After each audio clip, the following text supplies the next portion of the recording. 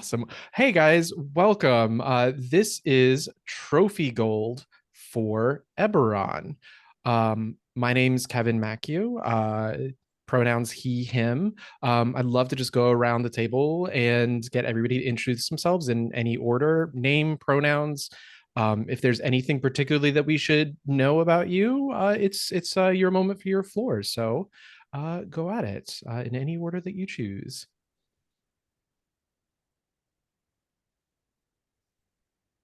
I suppose I'll start because I'm alphabetically the first one, I think. I go by AJ. I'm from Australia.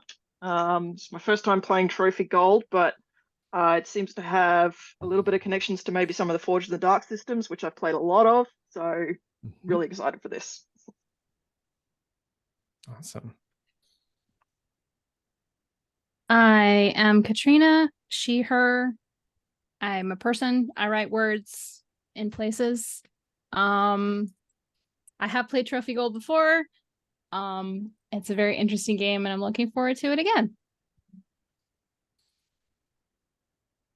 I'm Holly, she, her. And yeah, this is my second time playing Trophy Gold. My name is Jared. Pronouns are he, him.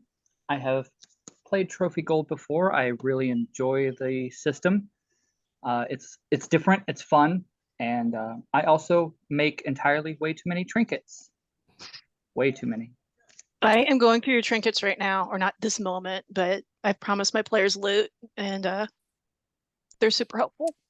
I've definitely stolen a couple of them for some of my potential trophy or potential things that you could get in this incursion. We'll talk about treasures when we get there.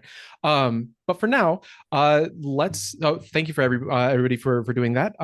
We're now going to do a thing called CATS. CATS is an acronym, stands for concept, aim, tone, and subject matter. It's basically the onboarding sort of process. Think of it like the speech that you get when the flight attendant teaches you how to do your seatbelt in an aircraft. You know, if you heard it before, a lot of this is going to sound familiar, but it's still good to go through anyways. So, running right down the order. Concept. Trophy Gold is a game about desperate treasure hunters entering a forest or other haunted space that doesn't want them there. It's written by Jesse Ross. It's on DriveThruRPG. The Eberron setting was created by Keith Baker. This incursion, the adventure that we're going to be running through, is based on an incursion called Top of the World by Jim Crocker, which you can find in Codex Home, and that is also on DriveThruRPG.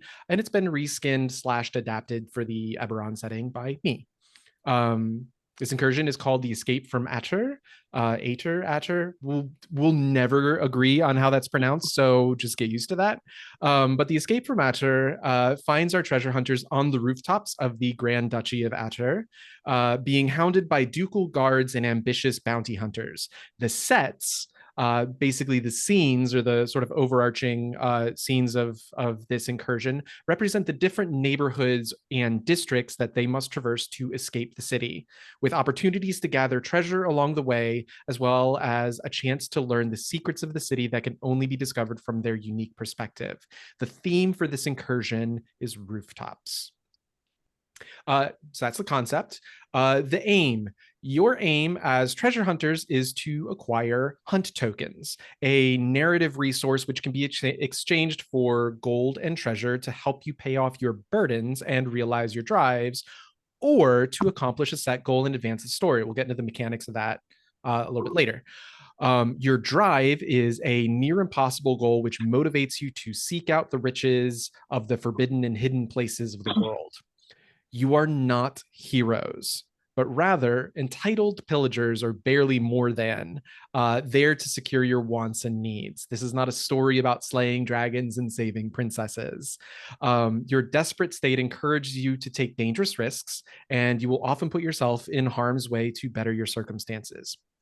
Our aim as players and at this table is to tell a good story. Bonus points if we use the setting of Eberron to flavor the mechanics of Trophy in ways that the default setting of Calder may not easily lend itself to. And bonus points as well if we use the mechanics of Trophy to drive maybe a different narrative than the default system for Eberron can easily achieve. but those are, gold stars. Our goal, our aim over the next 3 weeks together is going to be just to tell a fun story. My aim for tonight's session is to finalize, introduce our characters, get through a little bit of collaborative world building, and to try and make it through the first set. And then we'll debrief with some stars and wishes. There are 4 written sets in the Incursion, for those of you keeping track of pacing, if you want to sort of meta ideas to how far we've gotten. So that's our aim both for tonight and for the next 3 weeks. Tone. The tone of Trophy Gold is risky and driven. This incursion specifically, plus the general vibe of Eberron, tend to be a little bit more light on the horror than we would usually experience in Trophy, and lean more heavily on swashbucklery action. But there is still plenty of room to haunt the characters with their pasts and entanglements, and to explore the darker side of the setting. The primary media touchstones for the vibes that I'll be aiming for are the Netflix show Arcane, as well as the Assassin's Creed series, Mirror's Edge, with a little bit of like The Witcher still kind of like every now and then peeking its head around the corner and saying monsters exist in this world. Lightness and humor are not unwelcome, and swashbuckling is certainly going to be encouraged, but we will always come back to that place of gray where we remember that this world does not want you here. And I will never stop a scene from embracing melodrama, because that's just the kind of storyteller I am. That's a little bit about our tone. Subject matter. This game will be R-rated. Your treasure hunters are willing to make dangerous choices. The game will probably likely be at times violent, terrifying, and include scenes of possibly bodily horror, psychological horror, and loss of self-control. This incursion specifically may invoke depictions of falling and heights, classism, religion, and trauma. To that end, we'll have some safety tools in play, and we'll go over those in just a second. But first, I want to check in with everybody, make sure all of that makes sense. If they have any questions about anything that I've said so far. Cool. So we have 3 major safety tools that we'll have in play: lines and veils, the X card, and the open door policy. And we'll just go through those kind of in order. So on the safety tab of the character keeper, there is a list of lines and veils. And just for clarity, a line is content that will not appear in this story no matter what. So for example, I have lined sexual assault and sexual violence. It will not be referenced. It will not be appearing in the story in any way, shape, or form whatsoever. A veil is content that may appear in the story, but we're not going to put the camera on it. We're not going to focus on it. We're not going to play it out. It can be stuff that happens in characters' backstories. It can happen in the next room over. But it's not going to be something that we, dig into and physically or in first person play out. So for example, I have veiled torture. People can have lived through that experience. They can reference it. It might be, I doubt it would be, but it could be something that happens. We just don't see it. So that's the difference between a line and a veil. If you haven't, please go through and go through those. And then there's also the ask first and interest tabs as well. I put an interest on classism. You'll be beginning this incursion in a very posh upper class district. Ideally, you'll be ending the incursion in a very lower class district, and we'll be kind of seeing a little bit of that whole spectrum of life. And so I'm kind of curious about imagery or mood that might be invoked in that exploration, unless of course somebody lines and veils it between now and then. But the X card, in the context of online gameplay, the X card is just some way to, if we delve into content, whether or not it's been lined or veiled, and we just realize we don't want to go there, or we're starting to move down a place and into content that we just don't really want to go to, get my attention somehow. Say I'm going to X card that, or DM me on the Zoom chat, or even in the main chat. Other players help out. If you see somebody like trying to type X card or X in chat, and I don't see it because I've got 3 tabs of different information things pulled up, get my attention. Let me know. We will stop gameplay, find out what content is being X carded, go back to a place before that content was inserted, remove it, and then try and resume play. For context and clarity, I may ask for specificity on what is being X carded, but I will not ask why. And then last but not least is the open door policy. And that simply states that for any time, any reason, any purpose, you can leave. You have the hall pass, carte blanche for whatever it is. Whether it's dog barking needs to come outside, or you're just not having fun. Whatever the case may be, just go ahead and dip out. I would appreciate it if you do that, that at the earliest available convenience to you, you let me know if you are not planning on coming back soon, or if you are planning on coming back soon, or if you're not going to be able to make it for the rest of the session, or if you're just out for the rest of it. I would just take that as a kindness. If for whatever reason I lose connection or have to invoke the open door policy and you don't hear from me for about 15 minutes, assume the session is over and enjoy the rest of your evening. Does anybody have any questions about the safety tools that we'll be having in play? Awesome. Great. So I think that kind of covers our table onboarding. So I'm just going to give a really quick little back of the box sort of blurb about what this incursion is about.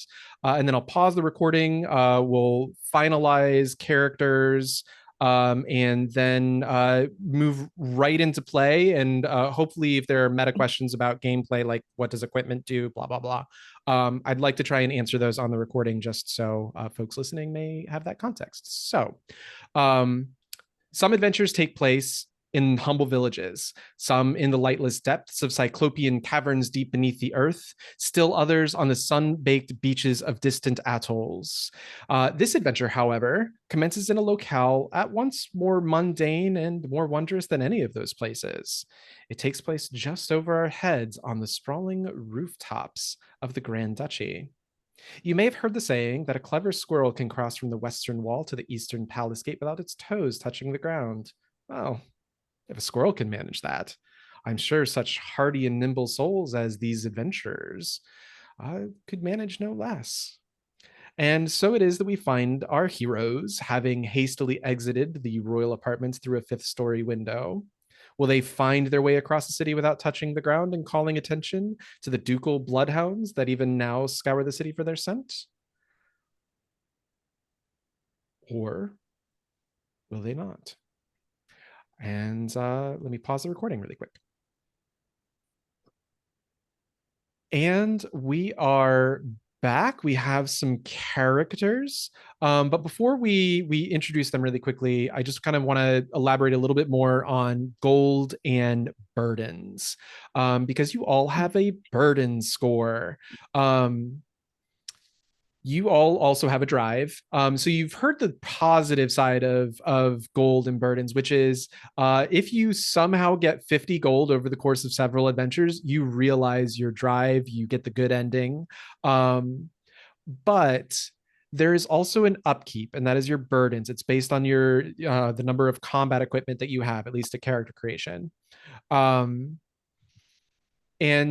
your sort of goal as players is to get at least as much gold as you have in burdens. If you do not, your character is retired and they vanish into destitution and poverty. And that's sort of your goal. So the way you get gold, there are two main ways. First is through hunt tokens, which you get by making hunt rolls. You can then spend those hunt tokens 1-to-1 to get a piece of treasure, usually worth 1 gold. There's also some ambient treasure in the world. This incursion, there are a few. Yeah, there's a few things that you can find and sell off for gold. I'll let you know what those are. And then the other way is that after a combat, based on the endurance of a monster, which again, we'll get into that when we get into combat, you'll do what's called a gold roll. If you stop and search the body for things that you can carve off of it and sell, because we're not shying away from that being the motivation for a lot of treasure hunters.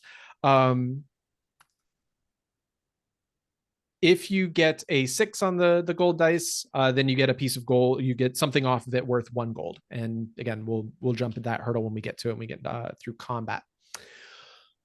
So yeah, you have to meet your burdens. And I think that's kind of all I have to say on that matter. So I want to meet these characters.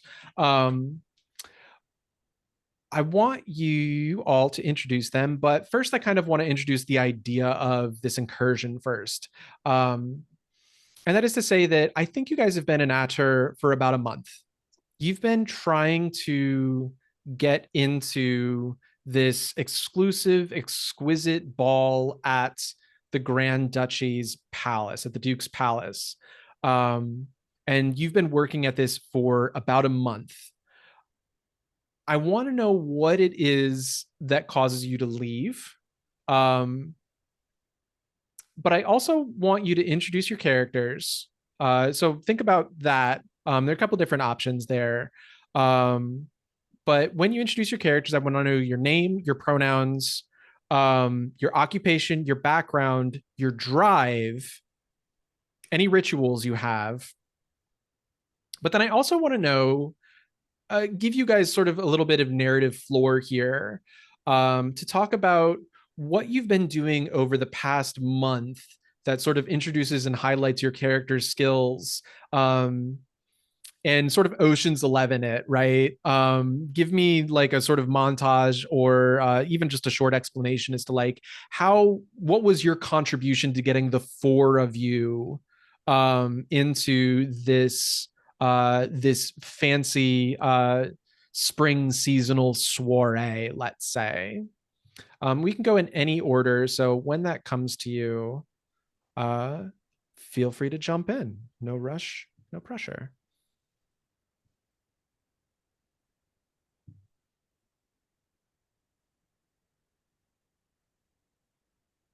I was kind of hoping to hear from Jared first, because Jared has played this before, right? And Yeah, already has sure. an existing character. Mhm. Just curious as like how you built your character and what kind of narrative you've given him. I can absolutely do that. My character is Tuvo Soroka. He is a Korovar, which is a half-elf in Eberron. Pronouns he, him. Occupation is demonologist. His background is disinherited noble. And his drive is buying your membership into the Golden Order. And I have tethered this to his family line, that his family was part of this and he's trying to buy back his name that kind of his family has squandered. And if I recall correctly, I'm going to forget details about the Rhine Palace, which was the incursion that Tuvo is in. But we said that it's a offshoot of, oh my gosh, who are they? The Rings. Arum. Yes, didn't we say they're the Golden Order is an offshoot of the Arum Concordia? Yeah, we said they're kind of like a more militant presence of the Golden Concord of the Arum, which is a group of, on paper, they're a group of philanthropists, but they have a very kind of the occult side to like the Oddfellows or Freemasons, pulling strings behind the scenes kind of things. Yeah, they're a secret society within maybe not secret society, but the Golden Order at least is At least my impression of them is that they're quite secretive. Did you need skills as well? Sure. Go ahead and let me know what those are. Sure. Two of those skills are demons, negotiation, trickery, and appraisal. I just picked things that I thought kind of meshed with the background, as well as being being brought up as a noble brat. Mhm. And his rituals are liar and haunt. And what did Tuvo do over the course of like this past month? How did he leverage his skills and talents and backgrounds to get you all into this fancy fete? So I think that Tuvo has still been throwing around his family name to those that it does still matter to, and kind of has pushed those envelope, pulled in some old favors of people that, a cousin of a cousin who might not normally offer the invitation, but Tuvo can flex some things that perhaps he's learned about them in his demonologist studies of their debauchery that he's not shying away from using to extort invitations into this fete.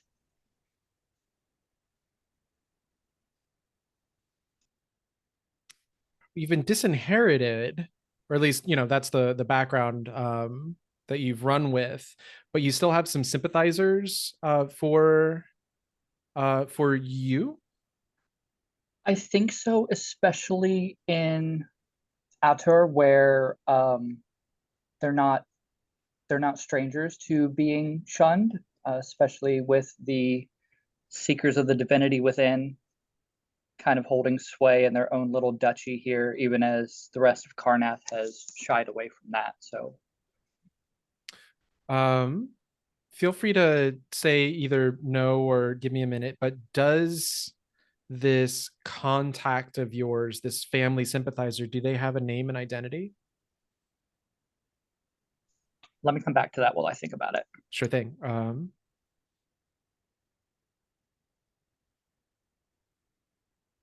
Anybody else like to introduce their characters? I go. Yeah. I'll go Oh. ahead. Are you sure? Yeah, go for it. All right. So I've got Asta. She, her pronouns. She's a dwarf. She's a bodyguard. Her background is an errant knight. Drive is to earn the right to her family's name. And yeah, so kind of the story is that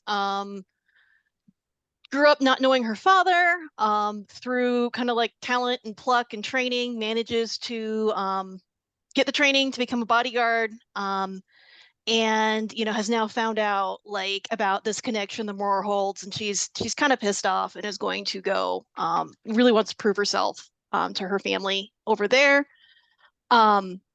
Skills, I've got protection, speed, vigilance, and dueling. My ritual is ward. And I'm thinking she was recruited by the group. She's a bodyguard working for the family, maybe protecting like the daughter of the family. And somebody was able to talk her into joining them and maybe kind of helping let people in, and knowing her way around a bit.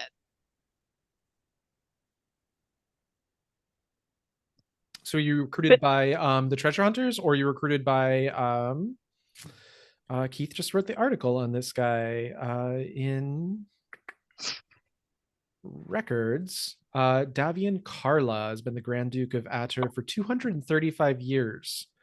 Technically a lich. Korvar was. I think he was 35 when he took over the dukedom.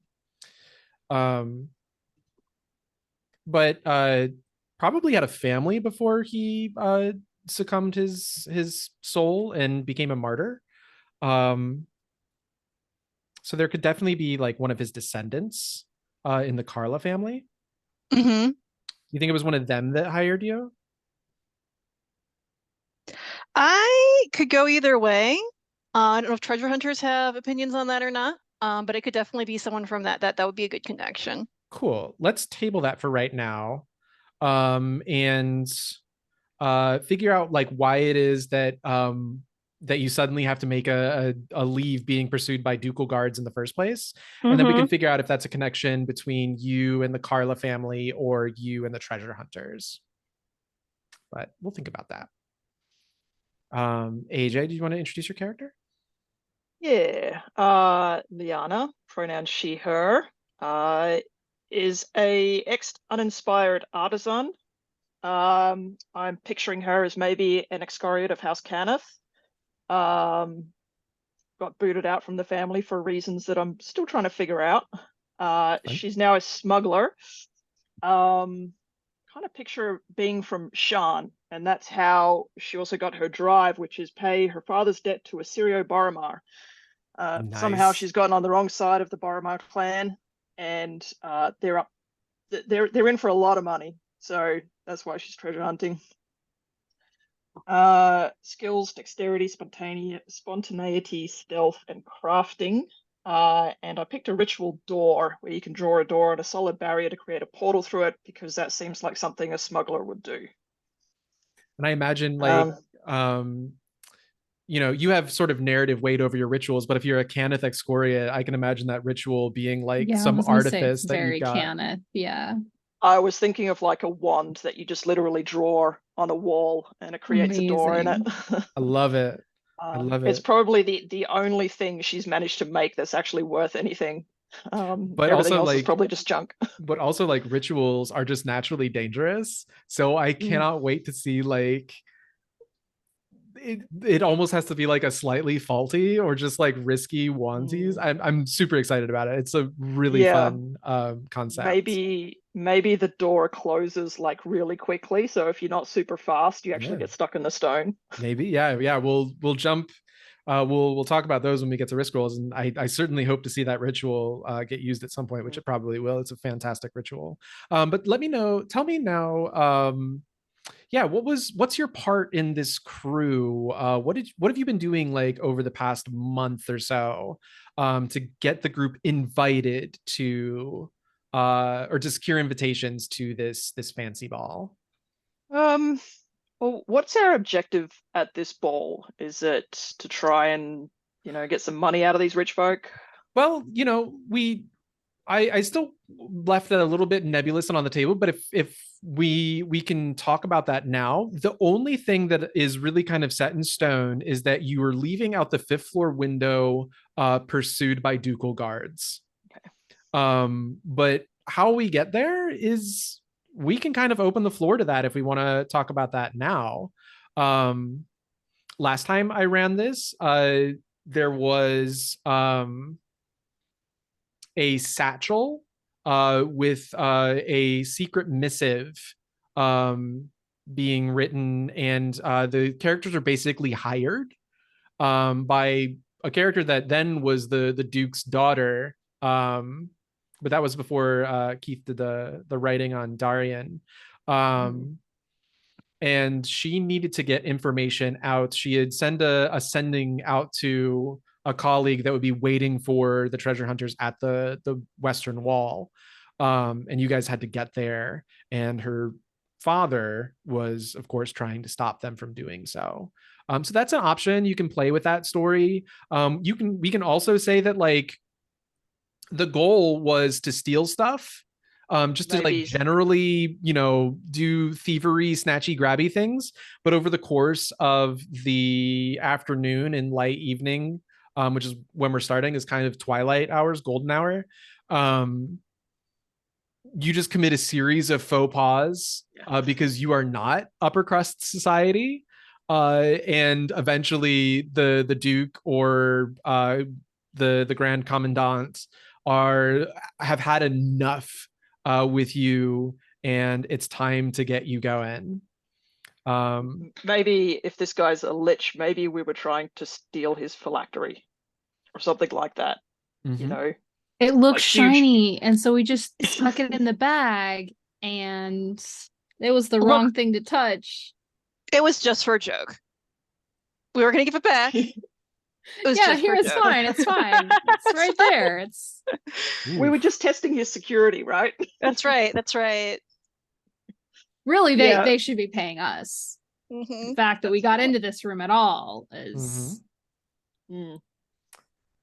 Was Yes, it okay? Oh my goodness. If No, like we're going for something really basic and mundane, maybe just like a bunch of money, and we end up in the room with the phylactery. yeah. Yeah. And they're like, We're "What are you like, doing "Ooh." with the phylactery?" And we're like, "Wait, what?" Like, yeah, maybe the phylactery isn't even like, or maybe it is. Maybe you're drawn to it because it looks like a monstrance, like some big giant. Well, not big giant. Like I feel like you should be able to stuff it into a sack. Like phylacteries, they all look different. I feel like many liches would hide them in very mundane looking things. But maybe this one looks really fancy because so are we getting away with this phylactery? yes. Or Well, I mean, I guess that's up to you guys if you want to be. Like I said, the only thing I'm really kind of concerned with setting in stone is that you are leaving through the 5th floor window and you are being pursued by Ducal Guards. I feel like it would put a lot more, like there would be 5 times as many guards after us. Oh yeah. I'm all for that. Yeah. oh my That- goodness. Puts a lot more pressure on us, but it sounds fun. I'm fine with it. Does anybody have any objections to it? I will say that if you do make it to the end of the incursion with a phylactery, I'll go ahead and set a value of it at 10 gold. You can split that however much you guys want. And also to sort of put that into sort of scale, in trophy, gold is nebulous. It doesn't really have like a set standard value other than 50 gold realizes your drive. But it is a safe assumption that 1 gold is worth about a wheelbarrow of silver, or roughly about like 1 working class person's monthly take home. Yeah, I think that comes from Blades, which uses coin, which is the proverbial Mhm. briefcase full of money. Yeah, thing. same kind It's a of lot. concept here. Its value is yes. So 10 gold in the Rhine Palace. There was an airship that wound up getting sold for 10 gold. Now it's not the greatest airship in the world. In fact, it's kind of more trouble than it's worth. But it was sold for 10 gold. So an airship can be worth 10 gold to the right buyer. And if something is worth 1 gold, it might be worth a little more, it might be worth a little less, but everything kind of shakes out in the wash. So yeah. So yeah, in terms of my involvement, I was thinking that knowing this crew, perhaps it's not less of an issue of getting in, but more of an issue of getting out. I was wondering if my involvement could be our escape plan, which is like what smugglers do. They're good at getting things out of secure places. Find the vault, so get yeah. out of the vault. Yeah, exactly. So that would be my plan, and it basically involves, drawing a door and hoping that it works. Maybe even you had like a one-time use wand that like was specifically like to get you to a familiar place, and it's the 5th floor. That'll be the door you come out, which also kind of solves the problem of like why the guards aren't immediately on your heels. Right. Yeah. And maybe that's what she's been spending her time doing is actually crafting that wand. Oh yeah, the Iron Man montage. Yeah. I love it. Deep in a Kenneth workshop. Yes, Yeah. absolutely. I'm so here for it. I do have my contact now if you would like them. Yes. Tamara de Jarasco. She is a halfling Jarasco chirurgian, however you pronounce it. But they're already kind of shady, and she's a necromancer at the Atur Academy. And she is sympathetic to your plight. So even though you've been disinherited, I'm going to assume there's a history there, and I'm curious about it, but I'll ask you questions about that as we go, because she's in Atur. And she's a Jarasco. Yeah, we'll come back to her. But definitely something that is like, that'll be on my mind. Awesome.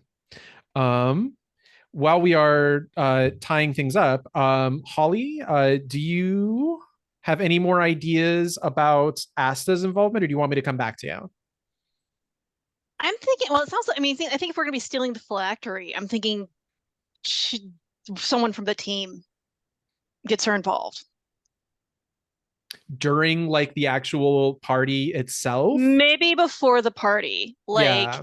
gets involved with her early on to like get the lay of the land Mm-hmm. and like kind of figure out like the ways in and out and stuff like that, and like maybe party plans. Maybe you actually let Liana in. Mm-hmm. And like over the course of this past month, part of her engineering of this escape plan was getting her to the right places to, you know, take whatever schematics and drawings and, you know, Mhm. collect paint samples from the wall, so you have like the right wall to that the exit portal will be on. Mhm. And like you can see from this one specific window, you can see your route out. Yeah, I'm curious why, like, so I know it takes 50 gold to realize your drive, and I know like you can't realize your drive baking cakes, but you're giving up a life with like a steady income to do. If Yeah, this is your and that's entry into the treasure hunting world, I'm really right. curious about that. I love that. Mhm. Um, Mhm. but a question that I'm going to have for you over the course of probably these next 3 weeks is like, what would drive you to give up? Why is the right to your family's name so important? First of all, I will say that it's like it can't be realized with you working as a guard, Right. um as second spear holder from the left in Shakespeare, you know. Yeah, I'm really curious. So I'm really excited to explore that. I love it.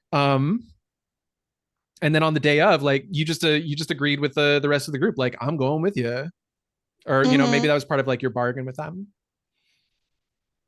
Awesome. Maybe she gets, I mean, and I feel like she's a little young. She's kind of new to this.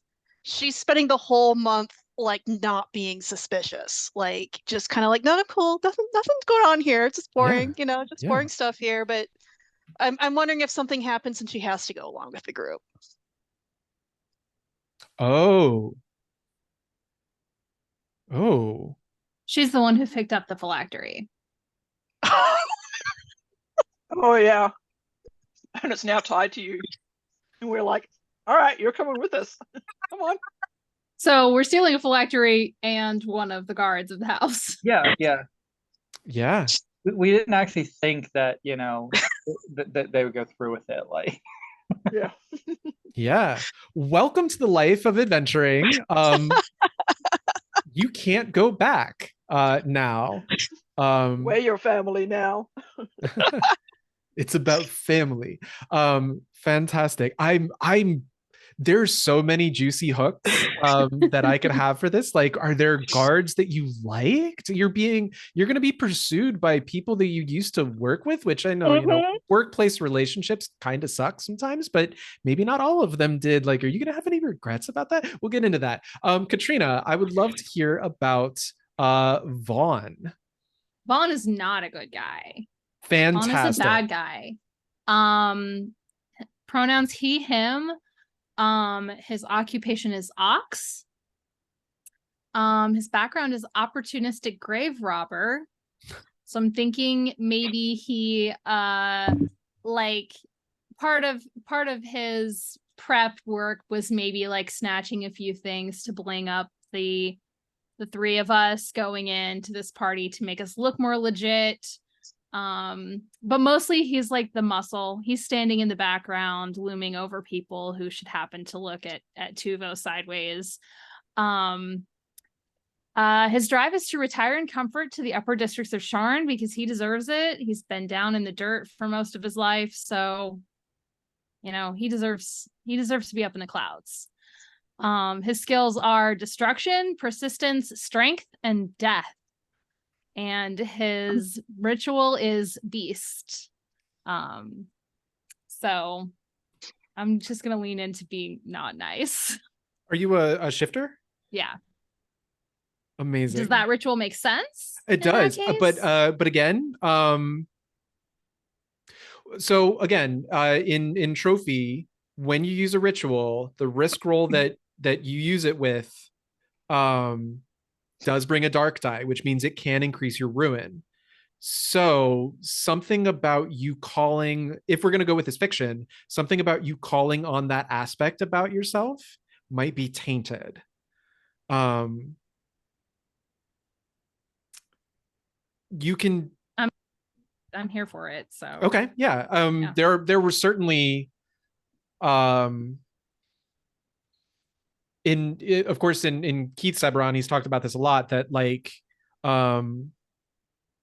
shifters and lycanthropes do have a relationship, and you could be a little bit closer, or it could just be, you could have just been cursed. Maybe cursed by the silver flame somehow. Yeah. Maybe they mistook you for a lycanthrope, and part of the lycanthropic purge put a curse on you or something. Yeah, all different kinds of stuff there. Again, don't have to define anything right now. But again, using a ritual in trophy usually brings with it inherent danger. I will allow like kind of lighter versions of it, but usually in that case, it's usually just for narrative positioning. It's not to roll for something. So if you just want to like be more bestial at times, absolutely go for it. I will be using this ritual at some point because I never did the last time I played trophy. I'm going to do it. I will try to give you all plenty of opportunities to use your rituals because you've got some great ones. Fantastic. So I'm just going to write down in my little book here, you all have a phylactery. Let's go ahead and ask who has it right now. Who's going to be the one carrying with it? And again, it's worth 10 gold if you successfully get it to It's got to be Asta, right? If she was the one that picked it up. I think it should be. I think there should be something about she can't put it down. Yeah. Oh, okay. And maybe we'll be able to get it out of her hand at some point. But like we need to take it to someone like who knows this kind of stuff. Yeah. But again, it sounds like, are we still running with the story that like you weren't anticipating getting the phylactery, or are we changing that to that was the plan all along? No, I think we didn't. We were anticipating stealing a guard. Like we were gonna cut her in, but we were just like, grab everything, put it in the bag, and she grabbed this. Okay. And so there was still a heist planned. So I think what it's fair to say is you have somebody waiting for you at the Western Wall, just on the far side of it. They've got horses ready, maybe a wagon. But the point is there are swift horses waiting for you. You just have to get to the Western Wall, and you cannot touch the ground before you get there. That's a little bit more sort of narrative positioning, but generally speaking, if you touch the ground in this incursion, it's going to be very bad. So stay on the rooftops. Nice. Floor is lava. Cool. And there may be some exceptions to that, as always, but as a general rule, certainly for at least this first set, touching the ground is not going to be a good idea. We've been chatting and hanging out for about an hour. Does anybody else have anything else that needs to get settled for character creation or character introductions? Cool. I'm going to introduce the first set, give you guys a couple of landmarks, things that you're looking at, and then we're going to take a 5-minute break. Think about what it is that you want to do. Remember that even with this 10 gold thing, that's not even going to cover all of your burdens. If you split it 4 and 2, the people with 3 burdens can realize their burdens, but not everyone else could. And I don't know if that's going to be fair or what all you're going to decide to do with that. But even if you could realize all of your burdens, you still have 50 gold to realize your drive. And it's not going to be something that you do in a single incursion, but gold also is there to unmark things in your equipment at the end of the incursion, if you want to bring these characters back for other things, or you can do what Tuvo did and stash some of it in your hoard and start working on that drive, because I always love running trophy gold, and I'll probably run more of it in the future. So stuff to think about. Just because you've met your burdens doesn't mean you can't find more gold. And this unique vantage point that you're going to have gives you plenty of opportunities. Again, go back and watch that first scene from Arcane and see how many rich people just leave the balcony door unlocked. There's so much stuff to steal, and these people, they're so rich, they've been looking down on you all your lives. They won't even notice it's gone in most cases, right? So plenty of opportunity to steal gold, but I do want to give you guys some things to look at and think about. So without further ado, let's move into our first set, which is called the Silver Terraces. I said I would give you the set goal, which is the sort of meta narrative thing that we're doing. And here, the set goal is lose the Ducal Guards pursuing the characters from the palace. Very simple, very straightforward. The guards know you're still nearby. You have plenty of head start against them, but alarm bells are sounding, and there's tons of commotion. You were basically 5 stories up on a terrace rooftop outside the ducal apartments. From here, you can see the Crimson Monastery way, way, way off in the distance.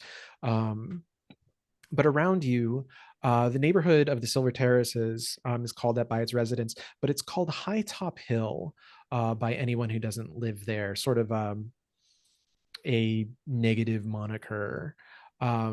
It's full of lavish townhouses and urban mansions that take up entire blocks. There are elaborate displays of wealth and vanity that can be seen on every corner and in every architectural flourish.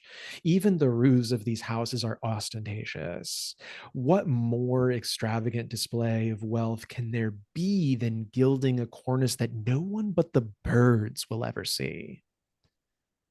There's some other details. Wide expanses of immaculately finished shingles, elaborate rooftop greenhouses, terraces where exclusive parties can be held high above the clamoring passersby below.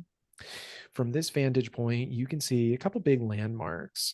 There is a falcon roost, a few buildings over, a few blocks over, belonging to a famous adventurer named Sir Peregrine. I love Sir Peregrine. You've all heard of him. You know who he is.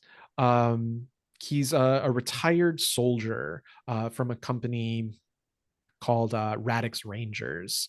But he spent the last chunk of the war being that sort of posh British explorer type, going around the world, going to Zendrick, stealing things that he shouldn't. But he's also mostly well known for his pet companion, a hunting falcon named Arrowhead. And on the rooftop of Sir Peregrine's lofty flat, you can see the large gilded cage of Arrowhead glittering in the evening sun. You are actually just 1 block away from a rather Hogwarts looking-ish building. Very gothic, tons of terraces. It all kind of looks like it was slapped together. But this is the Heathertop House, an academy for troubled girls. It's a sprawling old mansion full of gables, turrets, and old terraces. Again, think Hogwarts, but like in a very urban space. From this vantage point, you can actually see there are clotheslines with pale robes and other girls' clothing strung up in such a way as to be invisible from the posh neighbors. probably plenty of things to steal there. It's a massive dormitory and training area. But it's got that rumor or speculation about it that it's a place where troubled girls go in to get trained to be handmaidens for the posh and wealthy elite. And then every so often, you see a rooftop crane, but because this is Eberron, it's not a crane in like the mechanical sense that we would see it in. It's actually a giant wand. You can run up this wand as if it were, a crane boom arm. And then suspended beneath it, not by rope, but by magic, is a giant tensor's floating disc with like bricks and construction equipment on it. Otherwise, it's just a fancy, it is just a fancy crane, but it's an Eberron crane. So they're manufactured by House Cannith. In fact, I think Tensor is Tensor de Cannith. Maybe he existed like a couple hundred years ago. But the Tensor organization is a sub corporation under House Cannith. They're licensed House Cannith, and they do industrial equipment like that. So every now and then you'll see some of these cranes and these giant tensors floating discs with like logs and bricks on them. So that's kind of most of the big major landmarks that you see. And again, you've got to get rid of the guards kind of chasing you. But before they find you, there should be plenty of opportunity to go exploring some of these locations. But for now, I'm going to go ahead and say, let's take it's 14 after. Let's take a 6-minute break, come back at 20 past. Think about what you'd like to do. Look over your skills, because the way you use a hunt roll, you get that first light die with equipment or skills. And then we'll be back at about 20 past, and I'll ask you guys what you want to do. All right.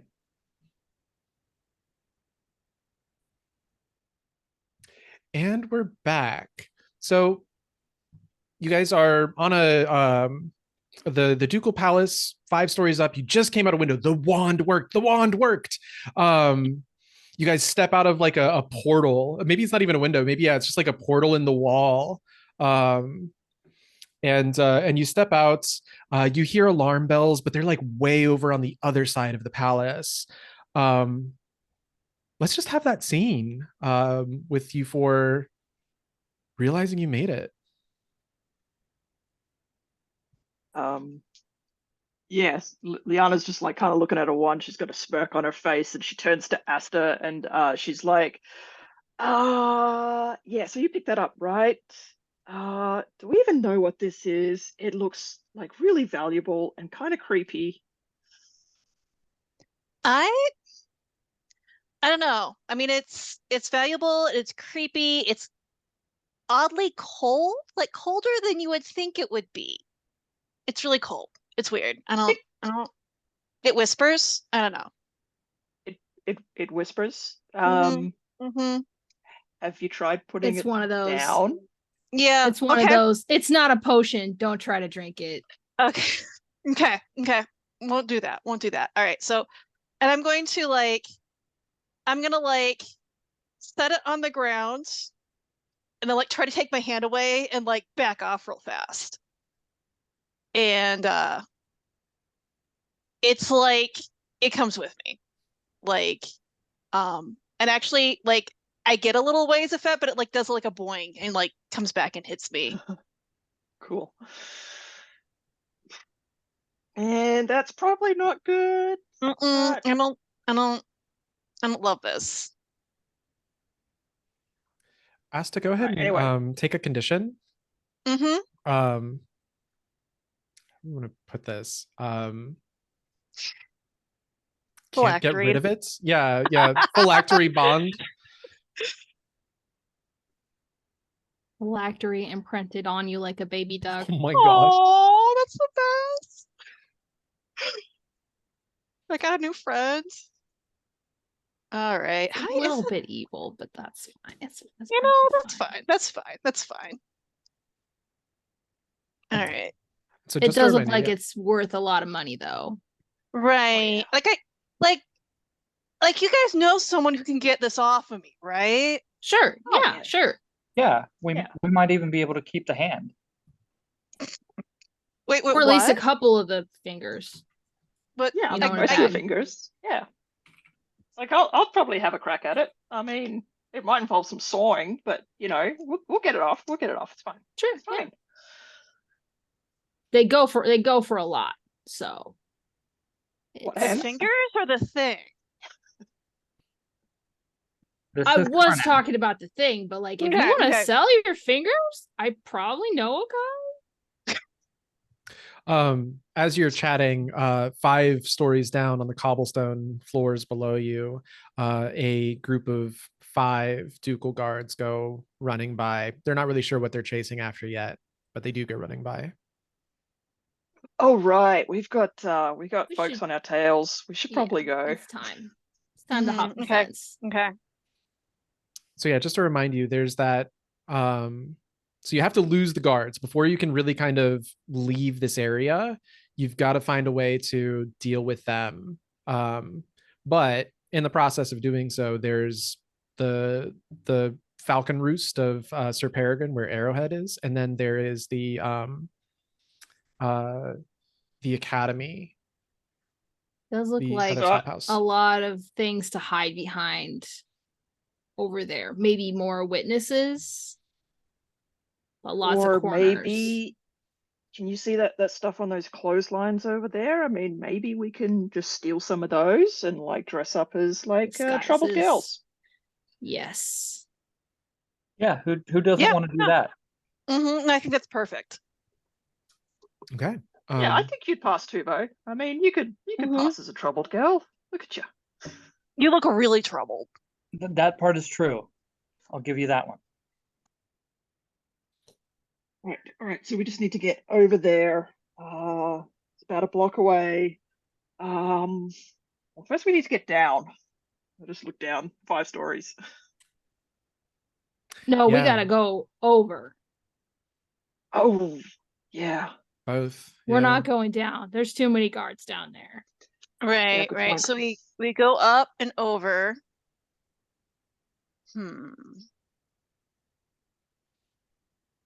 How many stories up to the rooftop? I would say you can probably actually, well, you're asking a question of the world. How would you go about looking for a way to get across this street? And feel free to like invent props if you think they might exist in this space.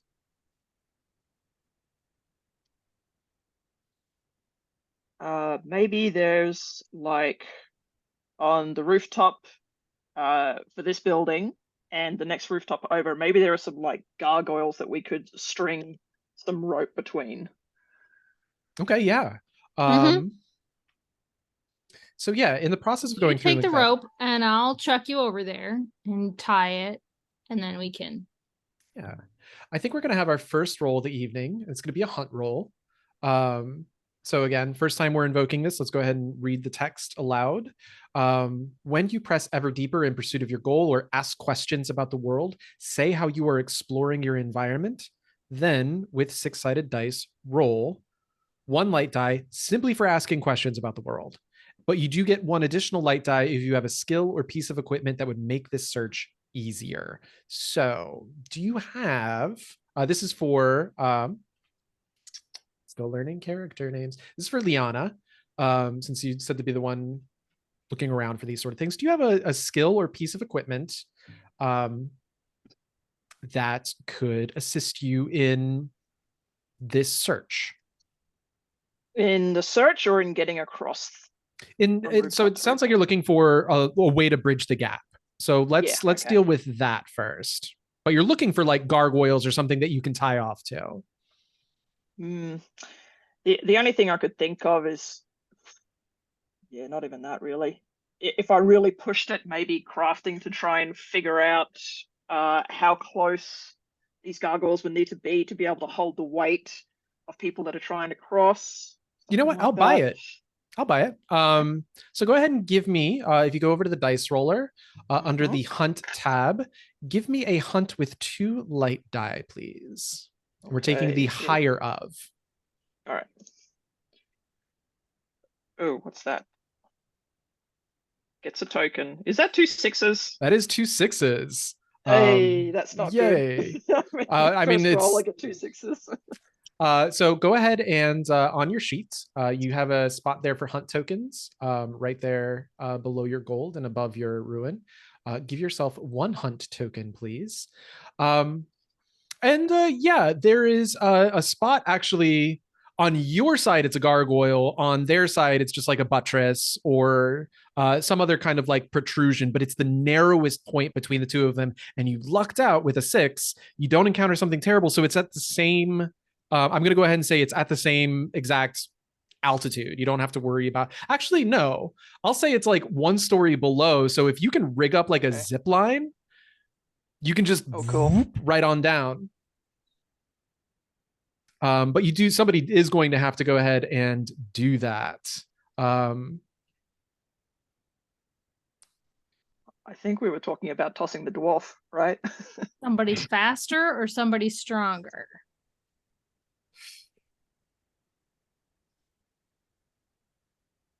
That was not meant to be a tossing dwarf joke, by the way. I would have offered to throw Tuvo. Like, I will throw anyone Okay.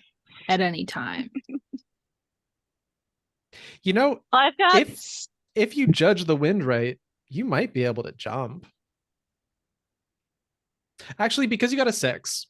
Normally, if you roll anything less than a 6, you encounter something terrible. I'm going to say actually, like, it's close enough that a jump from probably anybody with anything that would apply here, Vaughn could make this jump with strength and not have to worry about making a risk roll. I'll do it. All right. You go across. I'll use one of my quantum slots for rope. If there's rope, Fantastic. hand that to Vaughn.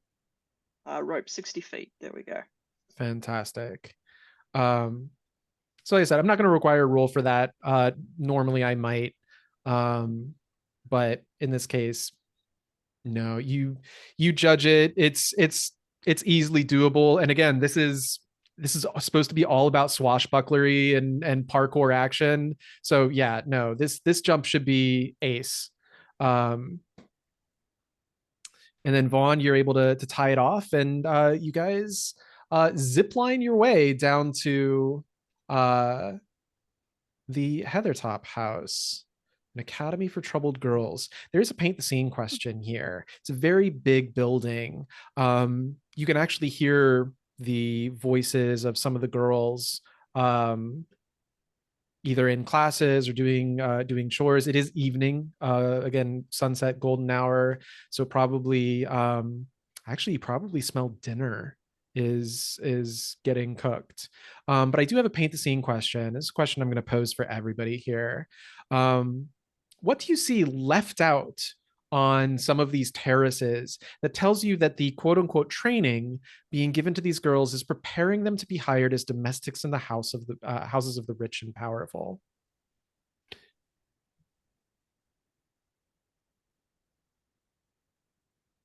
Anybody can answer at any point when something comes to them. Trying to think of what housemaids for the rich and powerful would have. Like, Yeah, I can't think of anything other than like an apron, but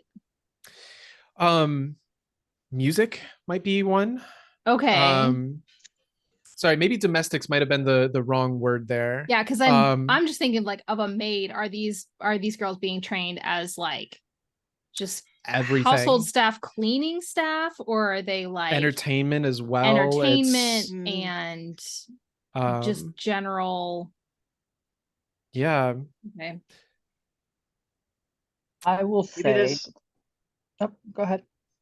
You can go for it. I was gonna say, on a small table that looks like it might be for drinking towel or whatnot, there are a series of books and scales that have been left. The books have been left open that are just general monthly household bookkeeping, like what comes in, what goes out, and just these are just mock bookkeeping for household books.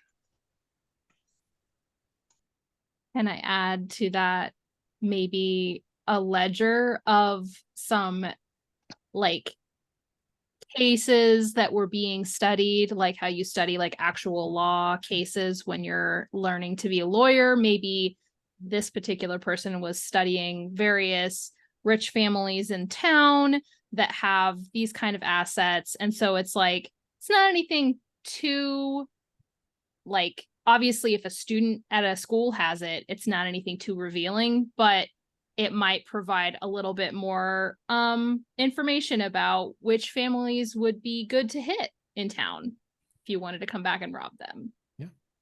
I'm gonna add to Jared's and say that the tile set is actually functional and they're teaching how to do like a tile service. Functional and shiny. Could be. Okay. Well, if it's prop, maybe not. But you feel free to look. Yeah. Tuva will get a closer look because it's either going to go in the satchel to profit off of, or it's going to be nice and handy to throw at guards later. So. Okay. What about the other? We'll come back to that. But what about the other paint the scene responses? If anybody has anything else. It's like one of the windowsills there, someone has set a like a smoking pan out there, like they burnt something really, really badly on this pan and had to get it out of the kitchen, and is setting it like on a windowsill until it can kind of air out and they can try to see if it's salvageable or not. Amazing. These girls are awful at cooking. Well, at least that one is. And then I was thinking maybe there's a set of like fine china and cutlery that they've been using, practicing how to carry them all. There's like a stack and a tray they've been practicing carrying across their terrace. Okay. And a whole ass harp on and a one whole dog. just a big Just a ass whole harp. ass harp. Yeah. An On entire like harp. so it would, it wouldn't be like exposed to the elements, but there's like a little pagoda, no, pavilion, that's the word I'm looking for. Awning? Yeah. Yes, a pergola there over it to keep the rain off. But yeah, they practice their harping there. But let's talk more about this tea set. Tuva, go ahead and give me a hunt roll. Looks like you're going to do some like appraising of some of these props that have been Absolutely. left out. Oh my gosh, I said that before I saw your skill set, but yeah, appraisal. So I mean, give me a 2-die hunt roll. Boop. How perfect. Okay, so you get a hunt token. Go ahead and give yourself a hunt token, but you do encounter something terrible. And I think something terrible is that as you're doing this appraisal, you get distracted by the shinies. And as you're like looking over this tea set, the door nearest to you to down into the academy itself opens, and like a bunch of smoke rolls out of it, and one of these girls in the same sort of cream off color-ish robes that you saw on the clotheslines comes out of the staircase like coughing. She's a Korovar, green eyes, black hair, bangs in front, bowl cut in back, to even length, like just above the shoulders. Yeah, beige robe. It's tied with a simple cord. And she comes out. What? Who are you? What are you doing here?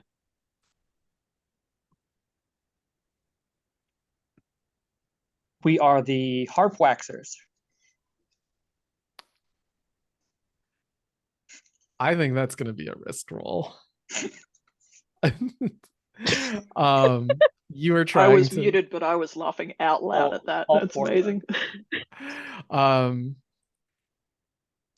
I think this is going to be a risk roll. So let's go to that text, because you are definitely lying to her.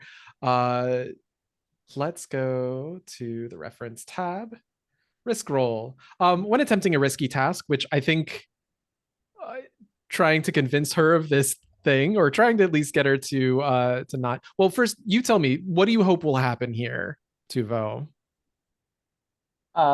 Mostly that we at least buy some time. If she doesn't buy it, like we buy some time while she tries to go tell the headmistress or what have you, or the cook.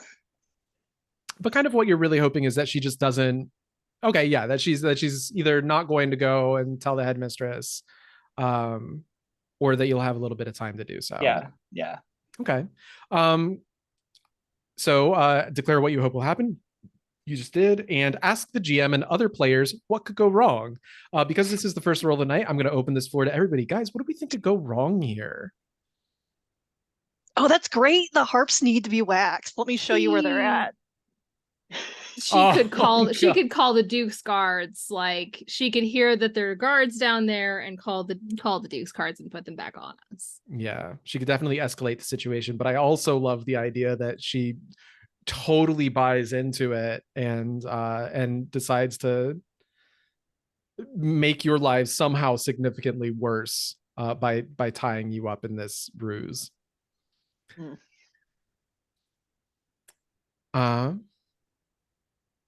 Anything else? Any other ideas about what could go wrong here? I think those two are amazing, but I guess the third one is that she goes to, to the headmistress. Yeah, absolutely.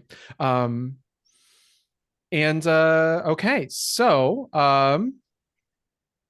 then take one light die. If your background, occupation, skills, or other equipment can assist you. If none of those things can help, you do not get this dice. So Tuvo, do you have any skills or equipment that would help you in this deceit and deception? I do think trickery would come in handy here. I'll buy it. Which is a skill that Tuvo has. I'll buy it for $1. So you get one light die. Then you can get a second light die if you accept a devil's bargain from another player or the GM. Devil's bargains are complications that will occur whether you succeed or not. And everybody here is familiar with devil's bargains from either Forge in the Dark or Blades in the Dark or Trophy. But again, they're on the reference tab. You get a bonus light die if you accept a devil's bargain. Some examples include causing unintentional harm or collateral damage, losing a piece of equipment or treasure, gaining a condition, betraying a fellow treasure hunter, or attracting attention. And again, these are things that will occur regardless of success or failure. So they cannot negate a fail. But they can also kind of be like flavors of what we just talked about of the what can go wrong here. So helps if you start with the phrase no matter what. But again, I'm going to open this up to everybody. If anybody wants to offer Tuvo any devil's bargains.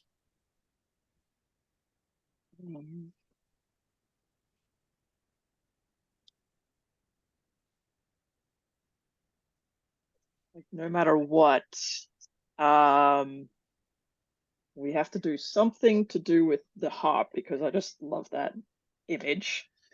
But we can't have that sort of negate our success. So maybe if he succeeds in convincing her that he's here to wax the harps, and then she goes off to talk to the headmistress, she'll be like, all right, well, while I'm gone, the harp's over here. If you could just get started.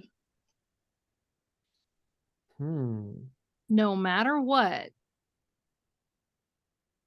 Hang on, let me check something real quick. The girl falls in love with you and wants to follow us across the rooftops. Immediate infatuation. Love at first sight. Immediate infatuation.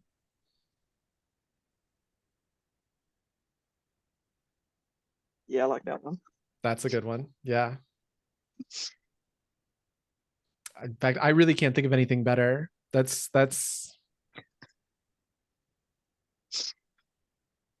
And I will almost always accept a devil's bargain. So I like that one. I think the infatuation, no matter what, is fun because she just emerges from a cloud of smoke to see four mysterious strangers on a rooftop, and it's backlit by twilight hours. also for everybody, it is totally cool to say I don't have a good idea here, or it's also even better to say like I don't have a good idea here, but I love this other idea. So don't feel pressured to like come up with things, or do if it helps you in come up with things in any way. But pressure is off to like perform there. So yeah, I love it. But it sounds like she's falling in love. So you get a second light die. You're not risking life or limb here. So Tuvo, please give me a risk roll, 2 light die. Uh-oh. There we Okay. go. So that's a miss. That's a 2 high. Let me read that, and then let me. On a 1 to 3, you fail and things get worse. Alternatively, the GM may allow you to succeed, but things will get worse somehow. However, because there was not a dark dice in this roll, you could add a dark die if you feel like risking life or limb and then re-roll, but then your ruin may increase. I think I'll let it stand for now. Okay. Give me a second.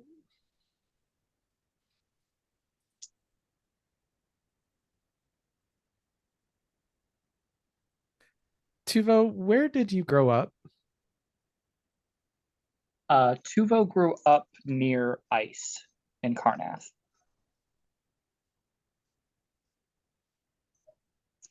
Would you recognize a girl from your childhood if she saw you? I think absolutely.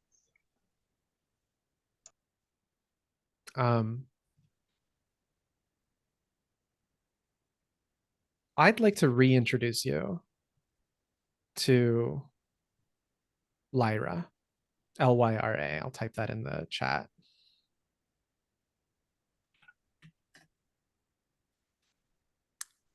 Lyra is a girl who grew up in the same town as you, and she is exactly what it sounds like.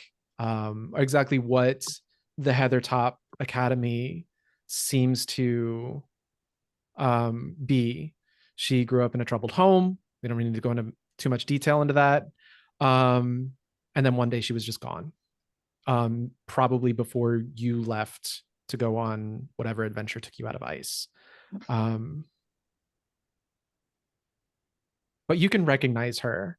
What is something about her that is absolutely unmistakable that in seconds, a birthmark, heterochromia, something that you can see on her that immediately identifies her? And again, if you need a minute to come up with something, let me know. No, I think she has a birthmark. It is fairly recognizable. I'll also say it's a hereditary birthmark, and just unfortunately is right on her cheek and has the soft shape of a tribex. Not really, but of course that's what people, have said for generations.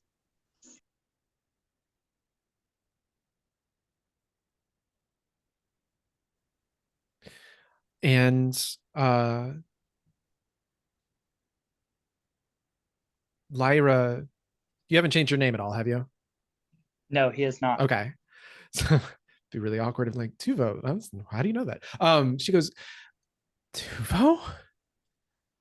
Is that you?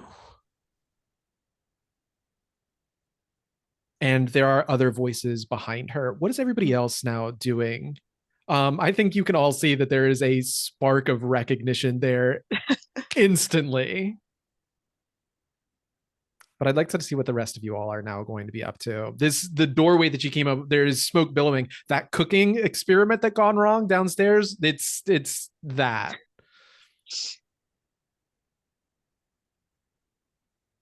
Can we use the smoke to get away somehow?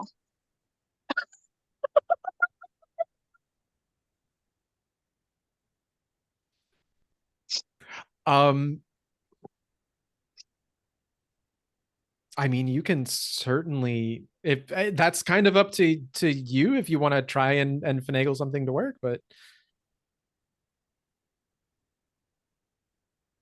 Um, I think Viana is trying to figure out how to unhook some of the robes that are on the clothesline while this is going on. So Yeah. You're not really discovering anything new, so I don't think this is a hunt roll. But I think because of the other girls that are going to be coming up out of the upper floor there, I think this is going to be, let's make this a risk roll. Let's have some fun. Okay. So what do you hope happens here? I'm picturing her as like trying to make an impromptu fishing line, because I picture the clothesline as being like lower than we are. So she's Yeah. leaning over the balcony with like this sort of handmade fishing line, trying to hook up some robes. Okay. So ultimately what you're hoping though is that you get a robe or Yeah. some robes. Mhm. So cast, what do we think can go wrong here?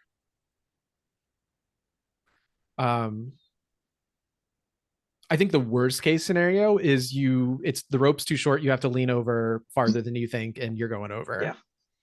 I think that's the easy one. Anybody else got anything interesting? The rope hooks onto Lyra. Lyra, I was think gonna is- say draws more attention she's than you different, want, yeah. but like that's great. I love that. But yeah, I think drawing more attention is always on the table for I think one other thing that could go wrong here is there are guards down on the first floor. Well, the whole point is that the clotheslines are invisible from the ground floor, so they're not going to see you. Yeah, we'll belay that. But maybe instead of hooking a robe, she hooks onto a guard that's like down in the courtyard where the clothesline is. Or maybe instead of Or a rope, you hook onto one of the girls that like comes out onto like one of the terraces. But Yeah. yeah, definitely like hooking on the wrong thing, I think is a running theme here. Cool. So do you have a skill or piece of equipment? I think the rope will qualify for your first light die. So for a second light die, let's do devil's bargains. And again, full table. Let's be spicy. Who's got a good devil's bargain here? Easy one, I'll just go ahead and put it on the table, is you lose the rope. It's just marked. You either, if you succeed, you somehow drop it or lose it in the way, but if you fail, you lose it because you're going over and you lose the rope. Yep.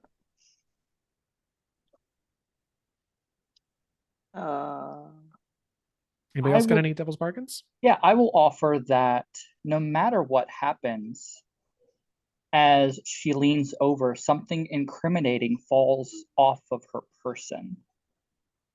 Oh. ID papers or some such. Yeah. I like that. Planting us at the scene.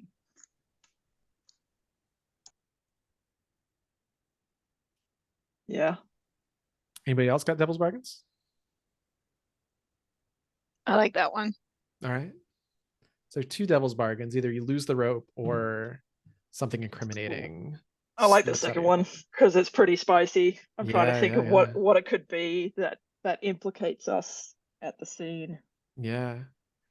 For now though, go ahead and give me a risk roll. I don't think you're risking life or limb here, not yet. Go ahead and give me a risk roll with 2 light die, please. 5. 5 high. So that is, I believe, a success with a complication. Let me just double check the reference for that. Yes, on a 4 to 5, you succeed, but there's a complication. The GM describes the complication, then you describe how you succeed, or vice versa.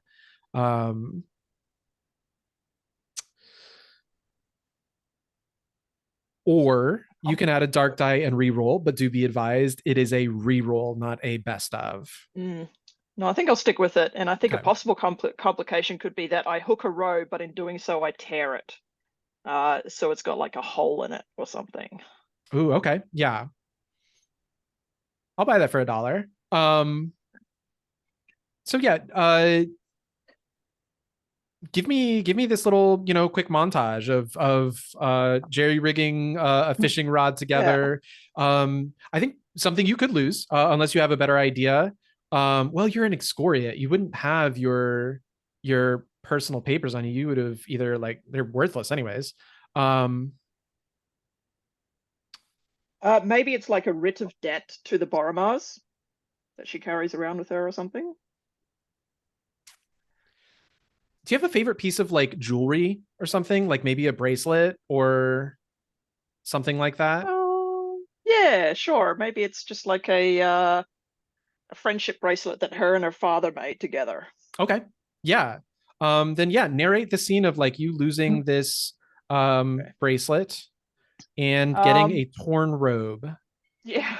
So while this like sort of sparks happening between Tuvo and Lyra, Liana's probably just completely oblivious to it. She's just focused on like getting this rope and like pulling out some wire and kind of like tying them together and making a little hook out of it and then leaning precariously over the balcony. She's got her tongue sticking out, like dead focused on trying to hook this robe. And she grabs it, and then she yanks on the rope, and then you hear this rip as she pulls it up. And she's like, dang it. And as she yanks on it, like maybe as she gets the robe up and she's pulling the hook out of it where it's kind of tangled and torn, it grabs onto her bracelet and rips it free of her wrist, but she doesn't notice and it falls to the ground. Fantastic. Go ahead and if you want to add to your found equipment torn robe. Maybe put in parentheses worth 0 gold. It's not something that you could sell. That's normally kind of where we put our extra sell treasures. But it can be useful, possibly. So Asta and Vaughn, are you guys up to anything? Are you going treasure hunting while you're here? Or are you watching sparks fly between Tuvo and Lyra? Yeah, I don't really care about that. Is there anything around that looks like it could be swipeable? Sure. How well?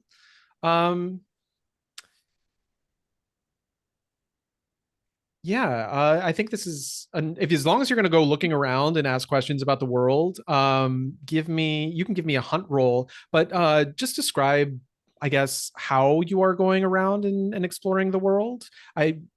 In my head right now is just kind of like looking at all the props that have been left around. Yeah, we're sort of on this balcony. He was looking at the tea set. So I guess maybe Vaughn will take that tea set and we can think about whether it's worth anything later. Okay. Do you have any skills or abilities that would help you in a search for something fancy to pick up? I mean, Vaughn's deal is going to a place that has stuff and then just taking everything. So he's in a place and there's stuff. Persistence, I guess, could, because the thing is, most of what you're going to find is props. They're worthless, but maybe not all of them are. You keep looking around like, this is worthless, throw the teapot over, this is worthless. Smashes in the background. Okay, yeah. So go ahead and give me a hunt roll, 2 light die. Okay. Let's go to the right spot. That was with that is not enough dice. Yeah, just roll 1 more. Okay. And we'll just take the better of them because 5's pretty good. Yeah, 5's better than 4. 4. So you either way, actually it's the same. You get a hunt token, but you encounter something terrible. I'm running out of something terribles to throw at you guys. Well, you're using persistence. So I think the amount of time that this is going to take means that Tuvo is probably a little flabbergasted by this reunion with their old friend, colleague, whatever they were. We don't know yet. But you're going to take enough time looking through things. Actually, you know what? No. If you're like doing the and throwing things over, you're going to make some noise. You're going to attract some more attention. I think you're going to hear footsteps below. Um,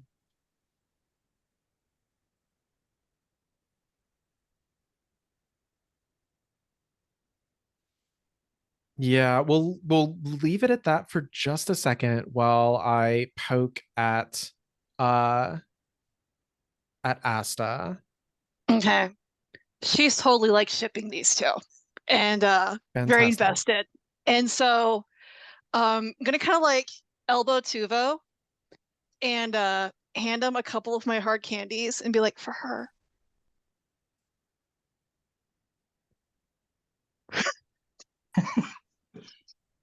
Tuvo just kind of absently takes them because like all this is going on, and Tuvo will, take them and press them into Lyra's hand and be like, I'm going to be honest with you. The harp waxing thing is more of a hobby. We haven't registered with the domain of shape yet. And we could get caught for waxing a harp without a license. We need your help. Vaughn, go ahead and give yourself a hunt token. I owe you a hunt token. And you've wandered away from the rest of the group. That's going to be your that's going to be your something terrible. Your search takes you like to some of the other terraces. You go walking up some of the rooftops, go sliding down a far one. You're looking for something, anything. And again, remember guys, you can always exchange a hunt token to say you find something. You also do have enough hunt tokens to pool together to realize the set goal. I'll just leave that on the table. But you're in the posh district right now, so keep that in mind. Okay, so Lyra is being told that so you're shifting the lie now, that you are not yet members of the domain of shape. Is that what I kind of heard? Yeah, because the domain of shape is based out of Atur. So she stops you and goes, you never were cut out for Thurani work, let's be honest.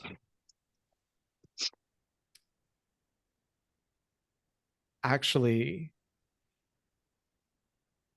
she seems like she's about to say something, but she looks over her shoulder and hears the same footsteps. The other girls that are fleeing the burnt whatever the hell it was down there are coming. She goes, we need to hide right now. We need to go. Lead on.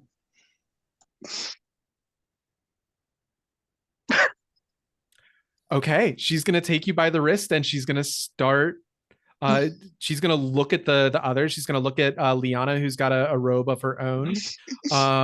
It's torn, but it's there. She goes, okay, I think I know a place we can go. And she's gonna start running with you guys across the rooftops. Who's coming with Vaughn? You're separated from the rest of the group, but is everybody else going with? There are footsteps coming. Yes. Don't know where Vaughn is, so I might put on my robe and see if I can delay them long enough for Vaughn to come back from wherever he's disappeared to. Okay. Asta and Tuvo go running off with Lyra. She takes you over some of the rooftops, the Gothic architecture. You don't really have to work terribly hard to go and hide. But the other some other girls come up out of the doorway, and with them, Vaughn, you come back because the others aren't. You've realized you've wandered off. You got your hunt token, and you realize there's nothing. These are all props. They're silly. The tea sets are made out of cheap pottery. The fine china, quote unquote, is like aluminum foil over like wooden props. How do they expect to lift these appropriately when it's the real thing? Not weighted the it's there same. for practice. Then it's not weighted the same. What kind of school is this? It's a ripoff. Yeah, I agree. I don't know how it works. We might figure that out really quickly because when you come back to where you last saw everybody, first of all, most of the people that you came with are gone. Liana is wearing one of these not schoolgirl, these heather top apprentice robes, we can call them. And what's come out of the doorway are a small other gaggle of these beige robed girls and a woman. She's an elf, so she's a little bit shorter than your standard human, but instantly anybody who has any memory of that prim schoolmistress type, it is her. Her hair is tied up in that bun and like pinned in place with like two giant pins, chopstick size, in a big old X behind her. She has perfect posture, exquisite grace. But her robe is sort of modest. It's a modest tawny robe, tied at her waist with a gold cord. And then she also wears this fur-lined, sort of pointed, not like witch point, but a little bit lower pointed hat. And also she has the dragon mark of shadow on the back of her right hand.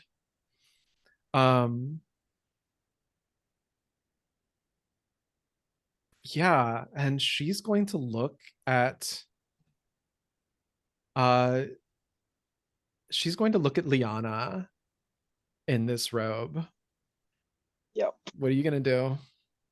I am hoping that she's the kind of prim and proper headmistress that doesn't know all of her students. Like she just sees them as maybe numbers.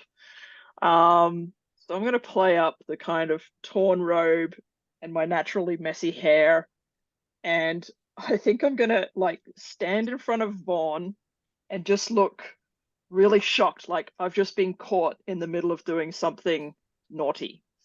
This is probably a school that is all girls and doesn't allow men.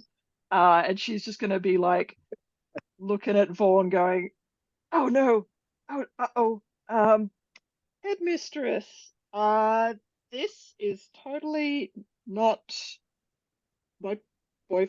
No, he's not. He's just here to fix the plumbing.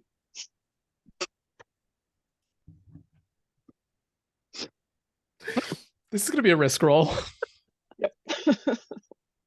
I'll let spontaneity apply here. So you'll get your first light die. Okay. So let's just clarify what we're hoping is gonna happen here. We're hoping she buys it and just believes you to be a bad student as opposed to thieving Exactly. scum.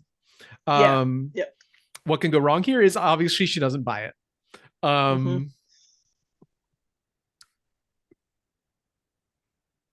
Anybody else have any fun thoughts for what could go wrong here? That's just the easy one.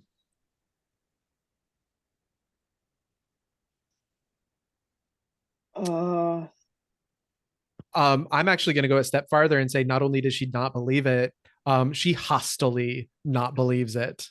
Yeah. Or I guess another obvious one is that she immediately recognizes that I'm not actually a student here. Yeah. Or she recognizes you or Vaughn. Yeah. Oh, wow. Okay, yeah. Throw student arcs on you guys. Let's move into devil's bargains. Anybody have any good devil's bargains? So you get your first light die, but for a second light die,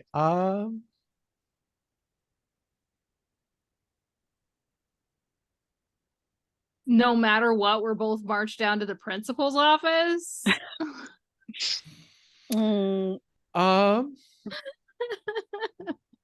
matter what, the headmistress takes a liking to Vaughn herself. Oh gosh, is that the way we're going here? Is just gonna be like attractions all around? I don't normally go this sort of way, but it's just Um,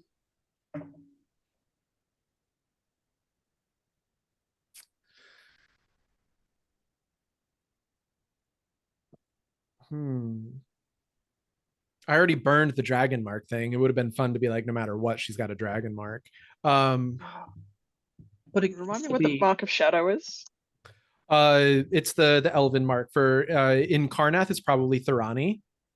Okay. Which is the Fjarlin and Thorani split, but Thorani is mostly known for their assassins. As well as but that's sorry, they're not mostly known for that. On a meta level, they're mostly known for that. In the world of Eberron, they're mostly known for in Karnath, it's the domain of shape, so it's like sculpture, architecture. They're artisans of physical space. And I think also massage for some reason. Maybe I'm just making that up. No matter what, she's armed. Yeah, okay. Yeah, no matter what, then no matter what, she has assassin training. Yeah. She just, Yeah. You might not see it, but we're gonna establish that as a meta truth. That's why she's so effective as a headmistress. That's I was thinking that mine was gonna be tethered to the dragon mark, so I like that. I guess, well, in that case, then no matter what, let's go bold or go home. No matter what, the training for handmaidens and waities and lading is a front. They're training assassins at this school. Oh, I love it. Yeah, love it. All right, I'll take that. That's why the teacups are weighted incorrectly. They're assassins' teacups. Fantastic. Yeah. Okay, so all right. They're actually terrible handmaidens.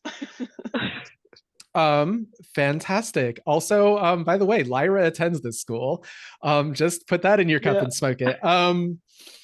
So yeah, give me you're not risking life or limb here, so go ahead and just give me a risk roll to light, please. All right.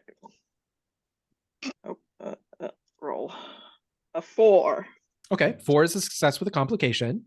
So we've established now in the fiction that the assassins are being trained at this school. This is Hogwarts ninja school, but they also are pretending to be like training harp players and people who pour tea. And hey, you could use harp strings as a true. garret. As a garret, So like that's Assassins necessary. are the ones you least expect. So you can add a dark die and reroll, but again, it's a reroll. I should give you a complication. She's gonna buy that she doesn't recognize you. But Vaughn is you're gonna have to leave Vaughn and go downstairs. She's gonna make you go downstairs to either like mend your robe or trade out a robe, and Vaughn is going to have to be like again separated and like now lost in High Top in the High Top district. Okay. Is there a possibility that I could, before I go with the headmistress, turn to Vaughn and just give him some kind of signal of where we could meet up? You are a professional treasure hunter, so I think that is absolutely certain. Yeah. Maybe, and the only other landmark I could think of is the adventurer's house, Sir Berrigan's house. Like maybe I point to it or something, sort of sneakily. It's like, meet up there.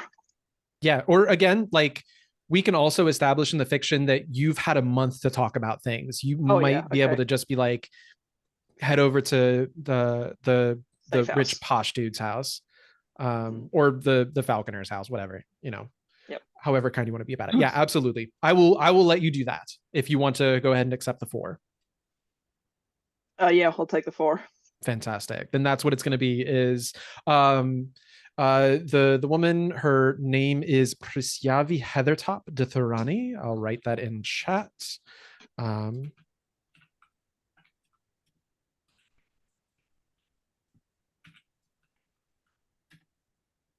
And yes, Heathertop as in Heathertop House.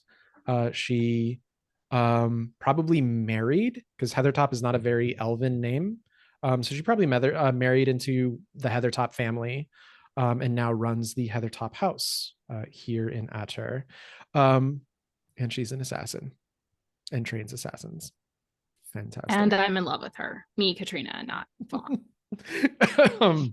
Vaughn, I'll give you a little bit of narrative weight here. Like, how do you get ushered off? Like, do you just like agree to be like, okay, I go? Yeah, I don't think he talks his way out of anything. I like it. Is she advancing on him in like an intimidating type of way, or is he like, can he be like, oh, what's that, and like take off in the other direction? What's more fun to you? Like, I think if Pris like makes eye contact with you, she has an aura of menace about her. I don't know if if I you're think if he you're going probably has met the Ronnie in the past, and oh, like maybe just working in Karnath as a okay. grave robber. Okay, yeah, I'll buy that. So he knows he's got to get the hell out of there.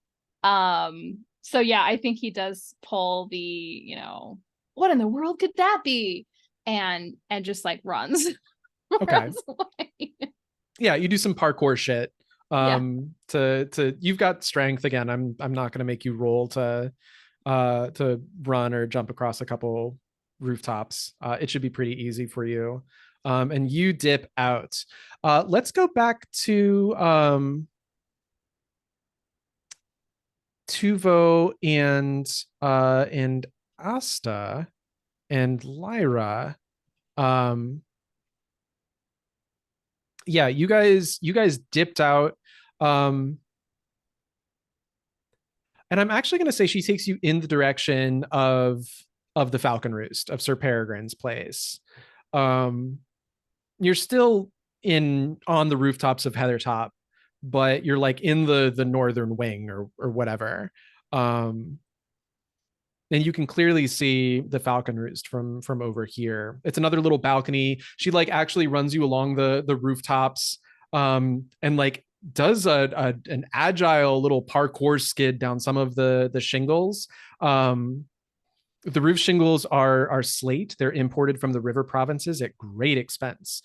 Shockingly solid underfoot, but they're like running on a stone floor and treacherously slippery even when bone dry. And she kind of runs over to the edge of one, and you see her kind of go over but hold on and then let go. And if you peek over, you'll see there's a little a balcony that she's kind of dropped out on. It looks very much like I want to say a girl's secret space, but it's just like a secret space. You have a great view. You can see so much of the rest of the district. You can see the Falcon Roost, but like the way that you would get back into the academy would be like a little 1.5 foot by 1.5 foot crawl space, and it's been shoddily boarded up.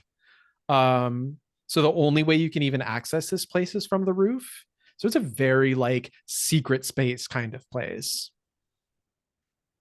What are you doing here? She says to you, Tuvo. Just practicing our amateur harp waxing gig. Stop. What are you doing here? It's been so many years since I have last seen you, and the first thing that you want to do is lie to me.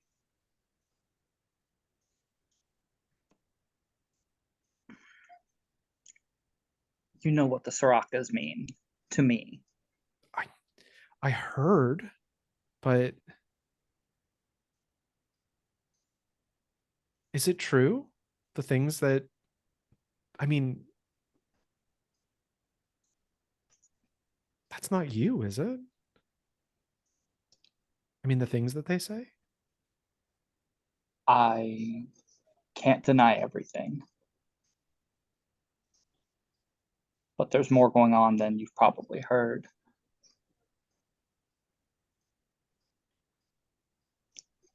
What are you doing here? What is this place? What are you doing in Heathertop? She gives you a story about, things got bad. She was a early teenage Corvar with no prospects, ran away from home, came to the city, fell in with a bad crowd, ran with a gang for a while, until she got picked up by the officials. And rather than run her through an unjust and corrupt judiciary system, they put her in Heathertop. She says she's been here for, I don't know, I might change this later, but let's just call it 6-7 years.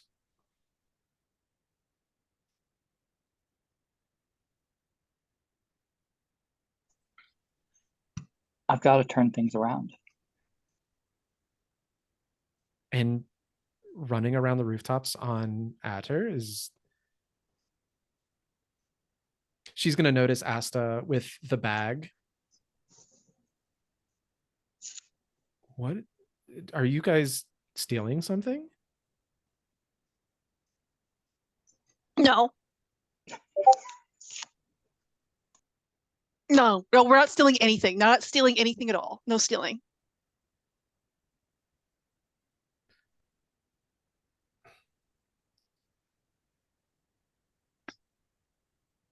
Are you... You've got to stop. You've got to stop lying. Or I don't know why. I mean, you can't, I guess you can't stop lying, but I think at this point, like some of the Ducal Guards, you see another like pack of 5 of them go running by, or you hear them really. They're like blowing one of those very British whistles, the single tone beep beep. And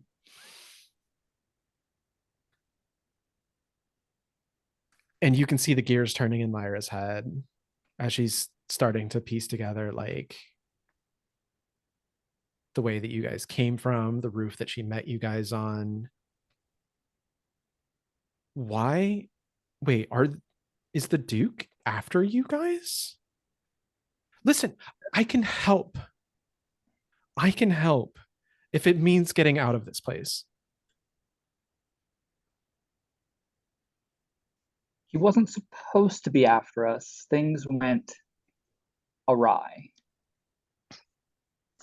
But I don't want you to have to answer questions that you can just deny the answers to if this goes even further awry. I'm just a student at an academy for troubled girls. I'm going to be, if things go well, I'm going to be a handmaiden someday. I have no prospects. Let's be honest. If it means I can get you guys whatever it is that you're doing out here a little bit safer,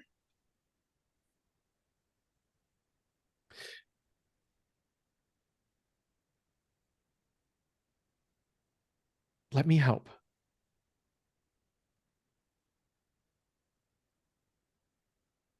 Tuvo kind of looks back to Asta and the bag. What do you know about the Duke? Let's go ahead and cut there really quickly while you think of some things that you might know about the Duke. And let's go over to Liana down in now the bowels of Heathertop, where you've been escorted. And I don't know. What do you think? Do you think they might give you, do you think this place might be the kind of place where you're like given some needle and thread and expected to darn your own robe, or go get a new one? What do you think might happen here? Oh, I thought that I was going to go and see the principal. You were talking to her. She's the head. Pris is the headmistress. Okay, she's the headmistress. Yeah, I thought she was taking me down to like her office to give me a stern talking to, or potentially get caught. I mean, let's do it this way, because you didn't get a 6 on that risk roll, and I know I already kind of gave you a complication, but let's turn up the heat a little bit and combine these things. So she's gonna do what I suggested. She's gonna take you down to she's gonna say, you cannot go out in that. That's absolutely, your appearance is absolutely disgraceful. She says it a lot more. She says it in a way that cuts like right to your soul. I don't know how exactly, but she has that school mistress way of like, it brings up maybe repressed memories of the way that some other adult talked to you in the past. Liana's gonna unconsciously start trying to smooth down her unruly hair. Oh my god. But she is going to just start walking, and like the other girls follow her. The fire's been put out. It's now just like dark gray steam kind of rolling out. But you're walked back down to like the 3rd or 4th floor, where the sewing kits are. And like the door is like, she doesn't say anything. She holds the door open, and it's just like expected that you're going to go through. There's sewing stuff in there. She's like, I don't want you to leave. You're not going to get dinner until your robe is absolutely perfect. Yes, headmistress. All right. Yeah, I'll go in. Does anybody else come with me, or am I alone? Would it be more fun to say yes, there's somebody in there? Let's say yes. I have a sewing kit, but I ran away. Yeah, you did run away. There's a sewing kit in there. And also, like, this is not an adventure about how you go and darn your robe. There's definitely stuff to steal somewhere in this place. But I'm going to say that inside, another girl that is darning her robe, darning damage to her robe, is in there. Another, we'll say it's a human girl, probably 15, 16. Another couple years, she will probably begin service in one of the noble houses around here. Let me check your skills really quickly, because I think somewhere, maybe not. What's a tip off on your way down, on this walk down? Make up a room or a detail or something. What do you see like on the way down that suggests that like this place isn't just for training handmaids? Us on a meta level, we know they're training assassins, but like, what's the hint that you get that something is off about the way that they're training girls here? There's like an exercise room, which you'd think for handmaidens would just be like gentle walking or something. But in this exercise room, there's a target on the wall. And what's weird about the target is that the bullseye is hit every time. Like there's just holes all around the bullseye, which would indicate, oh, damn. Yeah, you see that as you're like walking down. That's like on the floor above you. And then you were just left alone in this room with this other girl. How do you get out? Oh man, this whole time I've been thinking I'm gonna have to smoke bomb my way out, like actually make a smoke bomb. You could probably, I mean, if you want to look around for the stuff to make a smoke bomb, that would be a hunt roll, but that is a thing that you could do. Yeah, let's do it, because maybe while I'm doing that, I can also find something to swipe. Fantastic. Absolutely. So I definitely think this is a hunt roll. I think crafting would apply. So go ahead and give me a 2-die hunt roll. Okay. You really are just like iron. I mean, you're a Cannith, so like every Cannith is a little bit Iron Man, but I'm definitely getting like Tony Stark assembling a missile in a cave with a box of scraps vibes. Yeah, 4. So I get a token, but encounter something terrible. Awesome. Give yourself another hunt token. And you do encounter something terrible. We are about half an hour away from ending, so I'm going to start turning up the heat. As you get like the final component for this smoke bomb and begin to start assembling it back in the room where you were told to darn your robe, you get like baking stuff and like some chemicals, and also this is Eberron, so like magical reagents could just be around. Yep. for other purposes, and you intrinsically know that like essence of powdered chanterelle or something like that, it can be used to clean, but if you combine it with this other element commonly used in dyes and then add some water, it explosive. Oh my gosh, how does that work? Science, y'all. But as you start assembling the smoke bomb, the Ducal Guards, you hear them in the stairwell saying, we need to search the house, or they've already actually been granted access, and you can hear them saying things like, no one in here, no one here, things along those nature. But they're coming up to your floor soon, not immediately, but soon. Yeah, okay. So I'll go into the room where I'm supposed to darn. I'll pull out all the stuff that I like grabbed and start laying it on the table. And if the girl that's darning her robe looks at me, I'll just be like, I'm cleaning it too. Okay, just whatever. Focus on your stuff. I'm gonna make the smoke bomb, and then I'm going to go out the window. Are you going to set off the said smoke bomb, or? Yeah. Oh, okay. I suppose I don't really need to. Is the girl that's darning looking at me suspiciously? Maybe she is. Maybe she is. I did just say that she's like about to graduate, so she probably has been trained. Yeah. And like she gives you a whole like, you're not from here, are you? Yeah. And I'm like, nope. Poof. And like as you like, she doesn't say much more. She's gonna play up the whole training to be a handmaid thing even to you, until she hears the guards talking. Yep. And as soon as she gives me that look, like she's putting two and two together, Yeah. I see the clock ticking over in her mind. That's when I'm going to let the smoke bomb go and make a dive for the window. Fantastic. I think we should go ahead and just mechanicize this sort of like overall into a risk roll. So obviously I think the thing that you're hoping for here is that you get away from the guards. What can go wrong is you don't get away from the guards.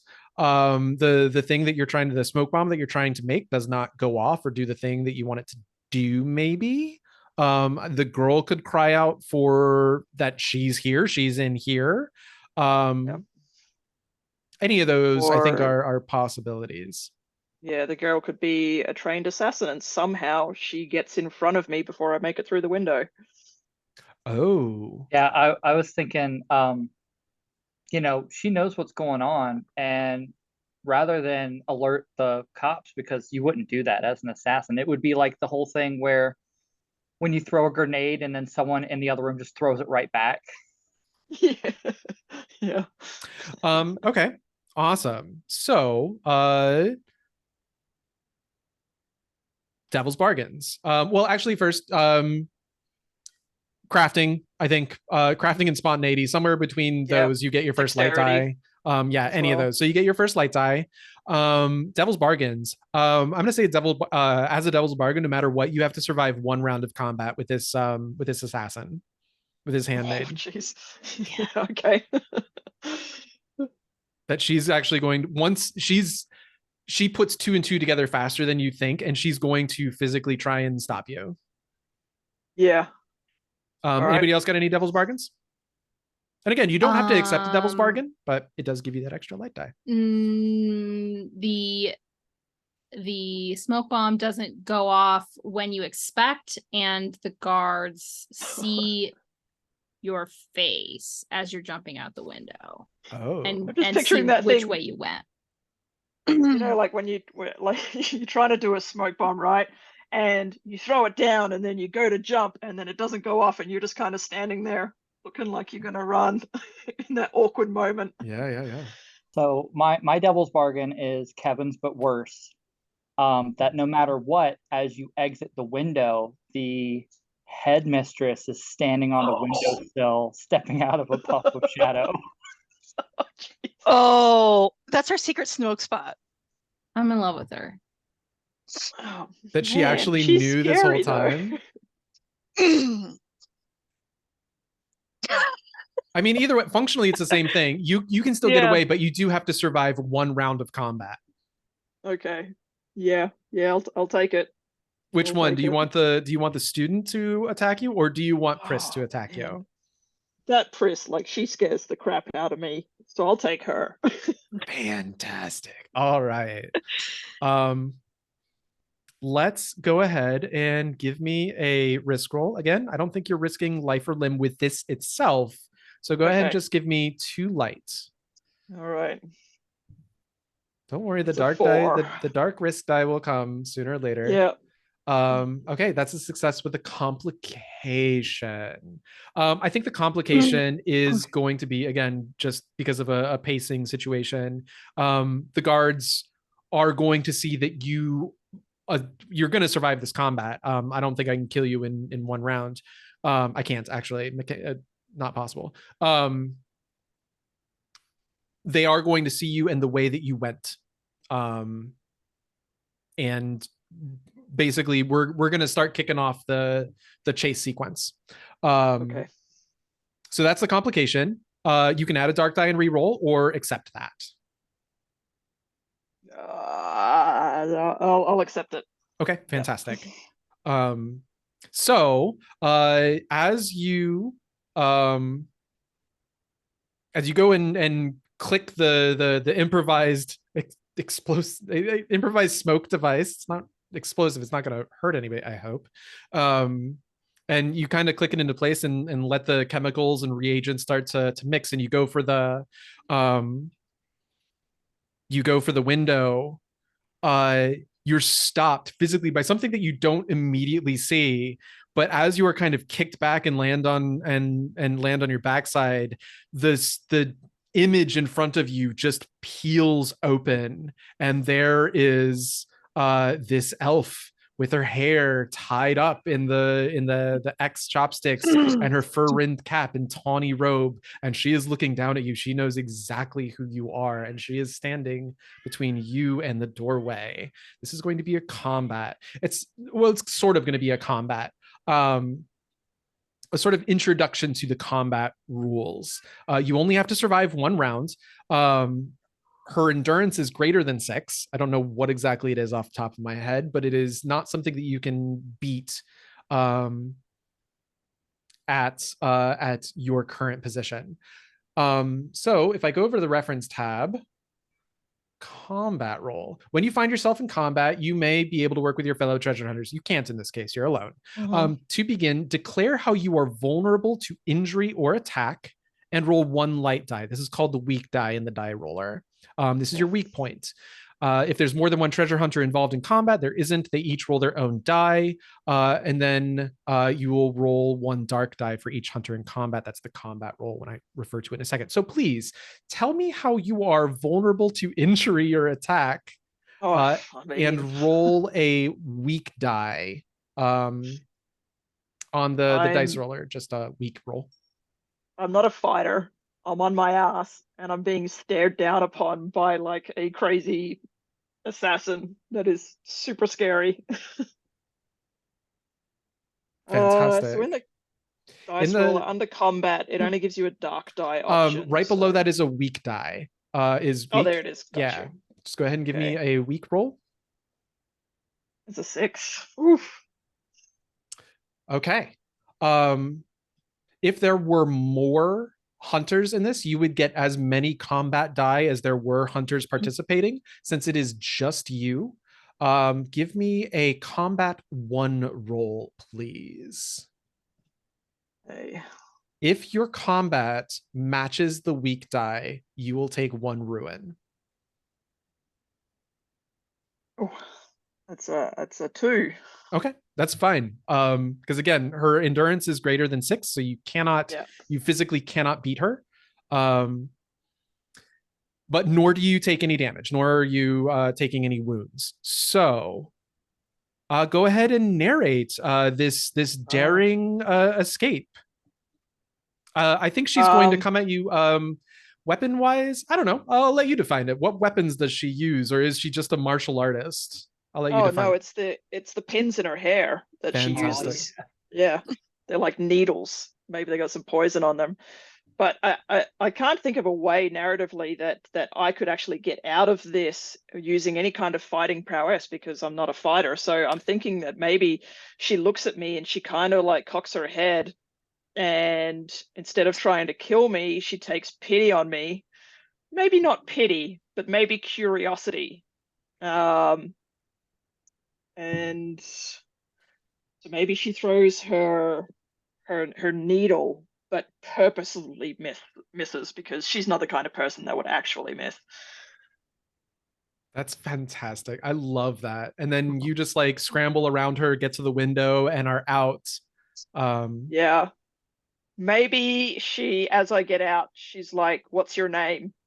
And I can't lie to her, so I tell her it's like, Liana.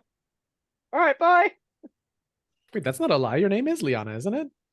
Yeah, but that's what I meant. Like, I feel like I could not lie to this woman. Oh. So I tell her my name, and we'll see what comes of that. Okay. I love that. And she falls in love with you instantly. I guess, because that's just the way that we're going here, right? No. Yeah, more curiosity as like someone she might be able to train. There you go. Okay. All right. I can work with that. I can take that angle. So you climb up to the top, and you told Vaughn to meet you at Sir Peregrine's. And in fact, actually, let's go ahead and kind of cut over to Asta and Lyra and Tuvo and that group. And you can see Vaughn has like made his way over to the rooftop of Sir Peregrine. I left you guys off with something. Oh yeah, Tuvo, you had just asked, what do you know about the Duke? I don't know if you're going to get a chance to answer that question, but I guess Asta, if you have anything fun, you can say something before like all of you notice Vaughn like about to bowl in a china shop, I think, over at Sir Peregrine's. Being as stealthy as Kronk. Mm-hmm. Let's have that scene. Yeah. He's got a really cute dog. The Duke has a really cute dog. Okay. Okay. Yeah. Yeah, she's trying to think. He kind of smells funny. And I don't know. He's got weird stuff in his house. I think the look of indignation that at least Lyra is giving at Asta, and I hope Tuvo is as well, just like lingers in the air for like a really long moment before like all of you notice that Vaughn. That's when you'll notice that like Vaughn is about to go ham. Vaughn, you get a little bit of time. What do we like to do? Well, first of all, what do you guys do when you see Vaughn over there? We would probably recognize that is the rendezvous point, and that things must have at this point gone to shit. So Tuvo at least will look back to Lyra and just be like, "We're going. If you're coming with, come with. I can't stop you."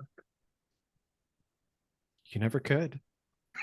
And we're cutting over to Vaughn now. Vaughn, what are you going to do there on the rooftop of Sir Peregrine's? You have a few minutes before the others are going to join you. Make sure that there's no guards that can see him first, and then look for stuff. Okay. You have some skills. Are you going to use any of them in this search in any way, shape, or form?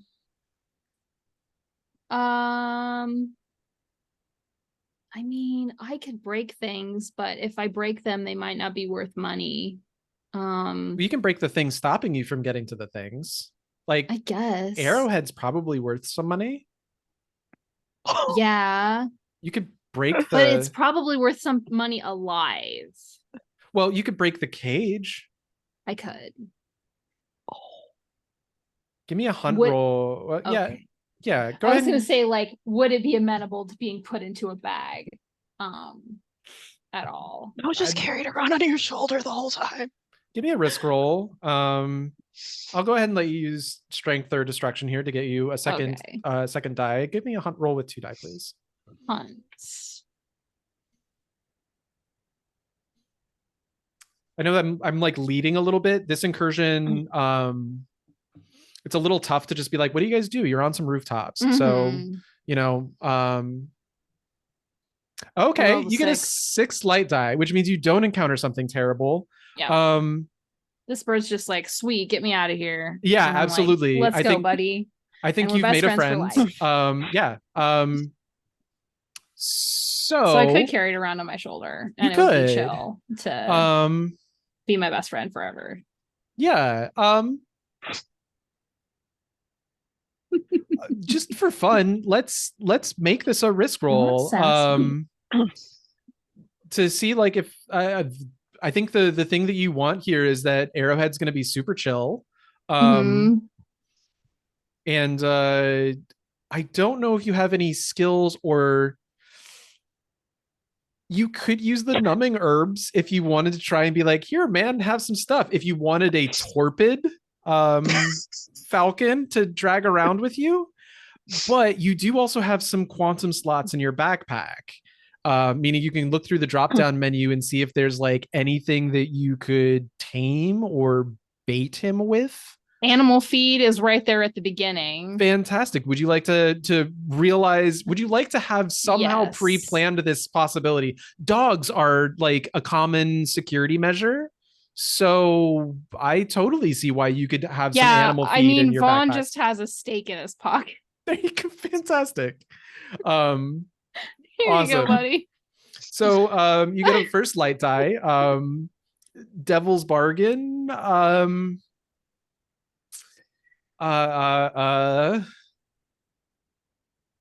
What could a good Devil's Bargain be here? Well, I think Devil's Bargain is the easy one. Is no matter what, it takes all of your animal feed or somewhere in the process of this heist. So you would just mark it. You just can't use it anymore for the rest of the incursion. Would be the way that would go. That's a pretty easy one.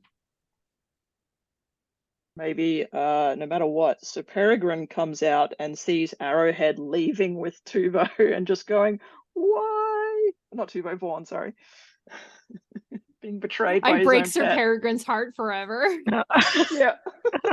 He retires to his bed and cries for Yes. a week. That's an option. It's on the table. Sir Peregrine is there and sees you, or comes out and sees you. Let's see.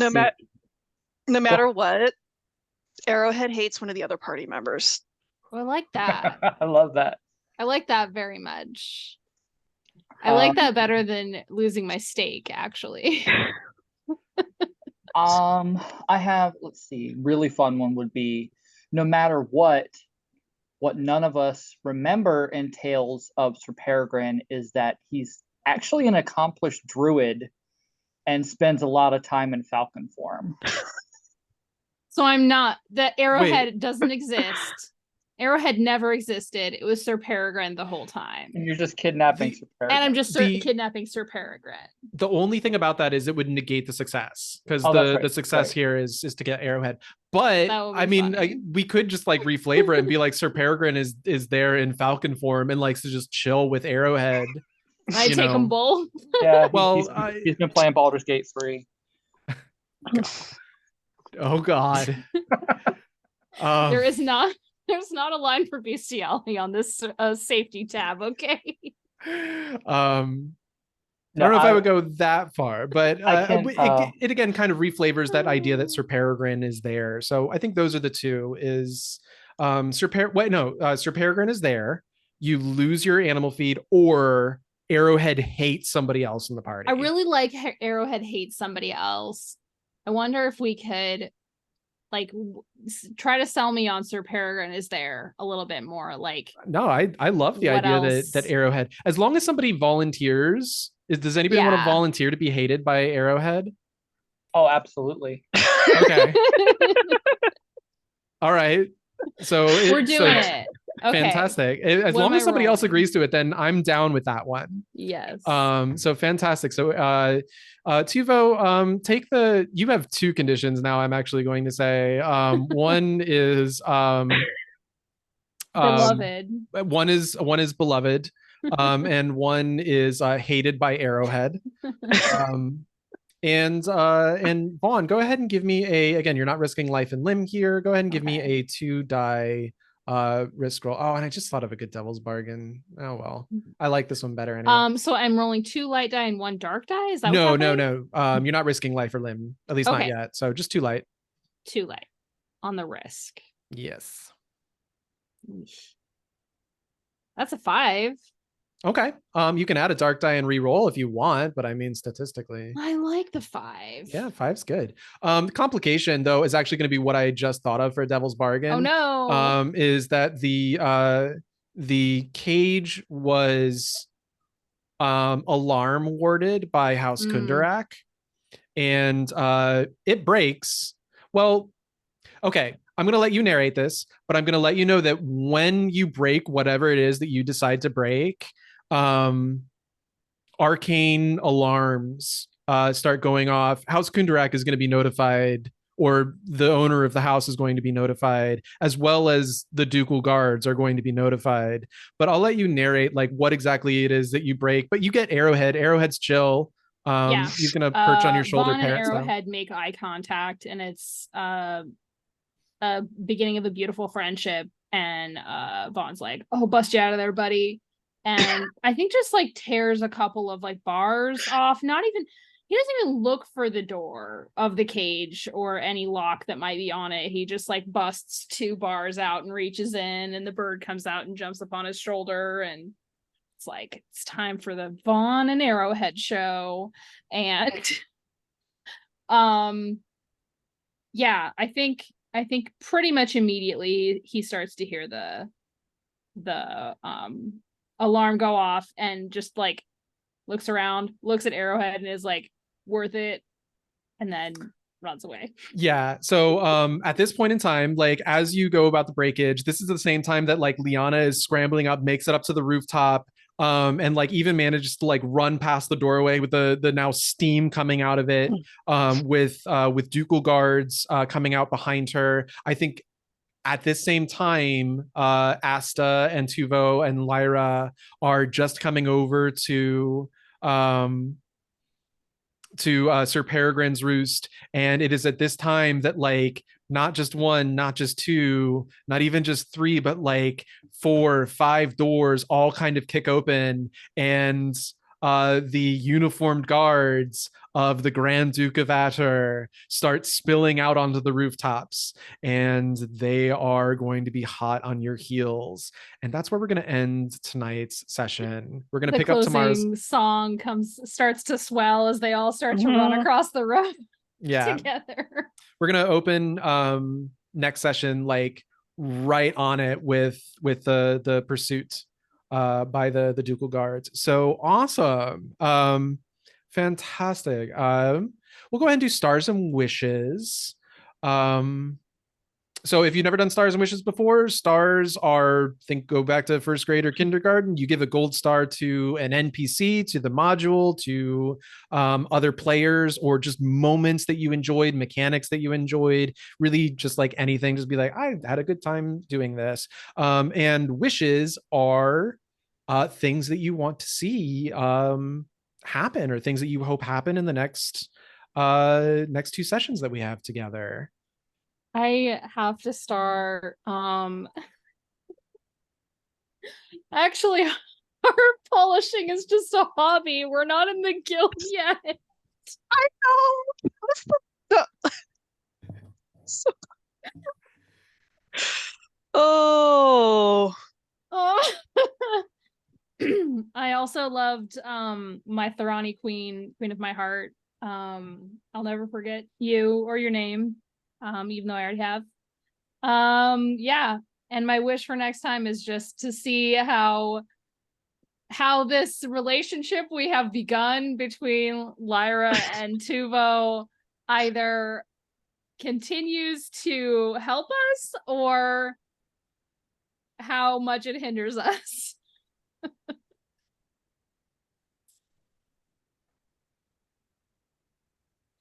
Fantastic. See, I'm invested in the relationship with Arrowhead and Tuvo. Let's see how that Oh, goes. the hate relationship. Yeah. Yes. Yeah, I want to know why Arrowhead. Maybe there's not even a why Arrowhead hates Tuvo. It just does. Why do Yeah. animals hate? Yeah. Unbeknownst to Tuvo, some of the feathers in his hair are from Arrowhead's mate. Tuvo doesn't even know it. It's like Marafute in Rescue. How could Like you? How could you? Tuvo has no idea. Oh. Amazing. I love it. I want to give a star for splitting the party because it's always fun shenanigans. Yep. And just seeing how everyone handled their set pieces was so much fun. Stars to the characters that I really like the, okay, we're gonna do this, and even Holly just accepting that her guard's just on the lam now, like just going with the flow. Very fun. Overcoming the obstacles. I like everyone's creativity because it is a very interesting set dressing with just rooftops. It's like how, and getting creative with doing the same thing of jumping a rooftop. And I thought that was really fun. Wishes. Yeah, I want to see, my wish is that Pris shows up again for good or ill. Either she's choosing to take on a new student, or she's going to handle this herself, so we get multiple factions hunting us down. Also, just really quickly, in that vein, Liana, please give yourself a condition of marked by Pris. Okay. Can I give that condition to my heart? You can always give a condition to your heart. I don't need my permission for that. I'll go ahead and go. I had a blast. It's been a hot minute since I've GM'd Trophy Gold. I love this incursion. I think there are challenges because like it's just rooftops. But I really love what you all brought to it. AJ, you slipped absolutely right in to the gameplay and the style. And I think that's fantastic. I also want to give a star to you because one of the things that I've thought about in this reskin, I've never really kind of been able to reckon with, is how to do dragon marks other than aberrant dragon marks, because ruin roll or ritual rolls having being dangerous and invoking that dark die seems to lend itself well to aberrant dragon marks.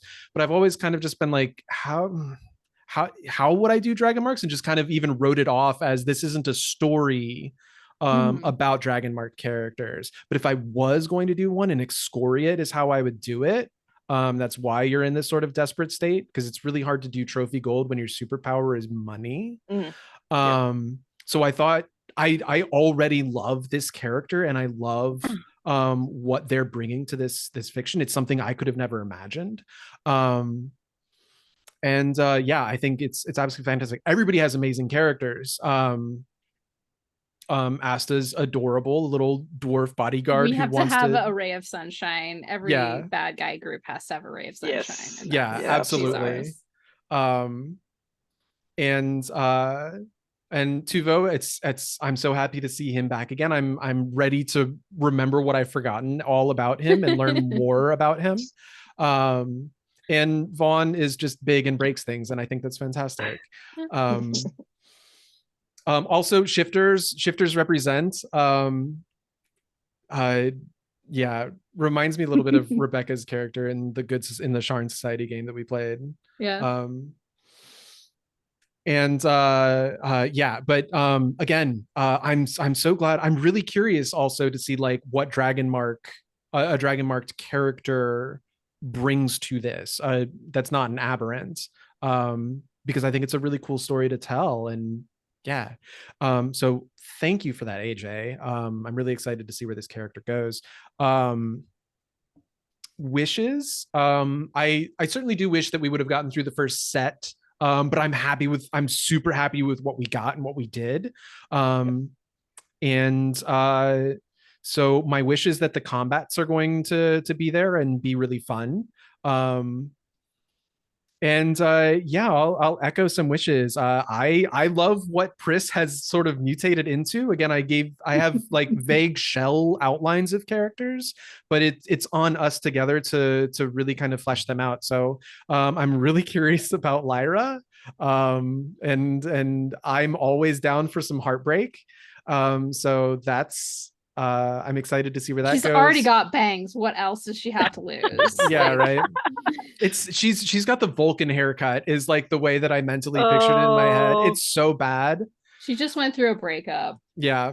Like, that's why she's got bangs. hmm So. But yeah, if people want Pris to come back, I can definitely see how this story gets bigger. And we've already invoked like several of the houses, so that's kind of a star. That this is not a module that's written in Eberron, and I think it's really cool just how much Eberron has been brought into it. So yeah. Yeah, okay. Pretty much what you've all said. Number one, I love the way you've built the world. I love the way that we've built that world together. You know, I love Eberron as a setting. It's one of my goals to try and hack systems to work in the setting. There's so many systems that would just be amazing. I love the recklessness with which we all kind of played. Like, one of my favorite pieces of advice from Blades in the Dark is drive your character like a stolen car.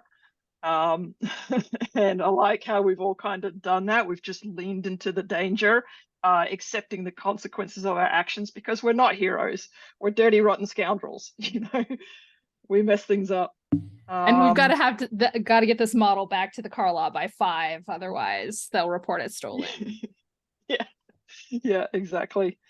Yeah, and wishes. I'd like to see more of Krzyani, because somehow we've built this NPC that just invokes fear in my heart.